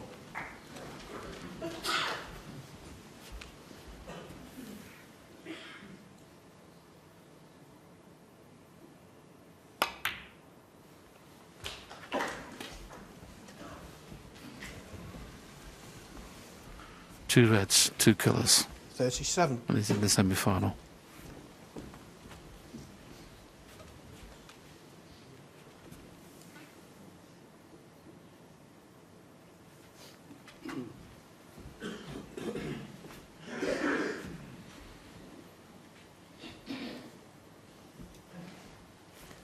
Just pointing his cue there now what angle he wants on the black to try and dislodge one of those 2 reds, making an easier pot. 38. This is Neil Robertson's last chance, or hope, that he doesn't get on the next red.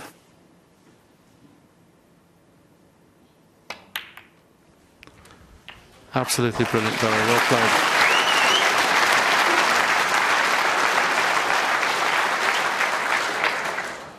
$45.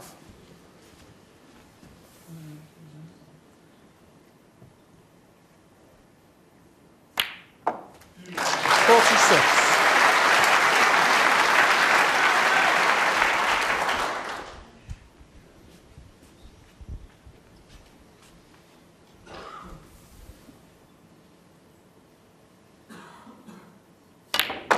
Well, this has quite clearly been the match of the tournament so far. The highest quality from both these players. They didn't deserve to be a 53. loser, but that young man has now lost.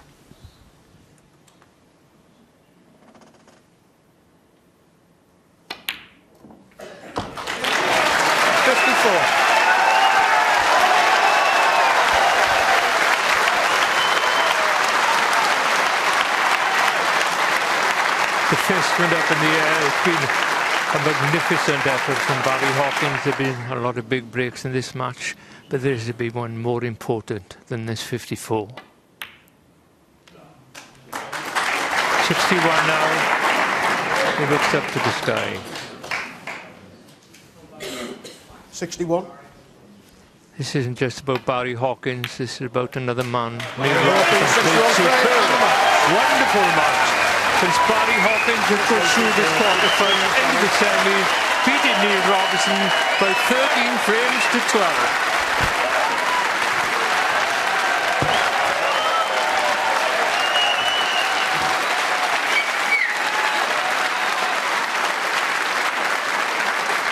Barry Hawkins leaves the auditorium. They've been thoroughly entertained this evening.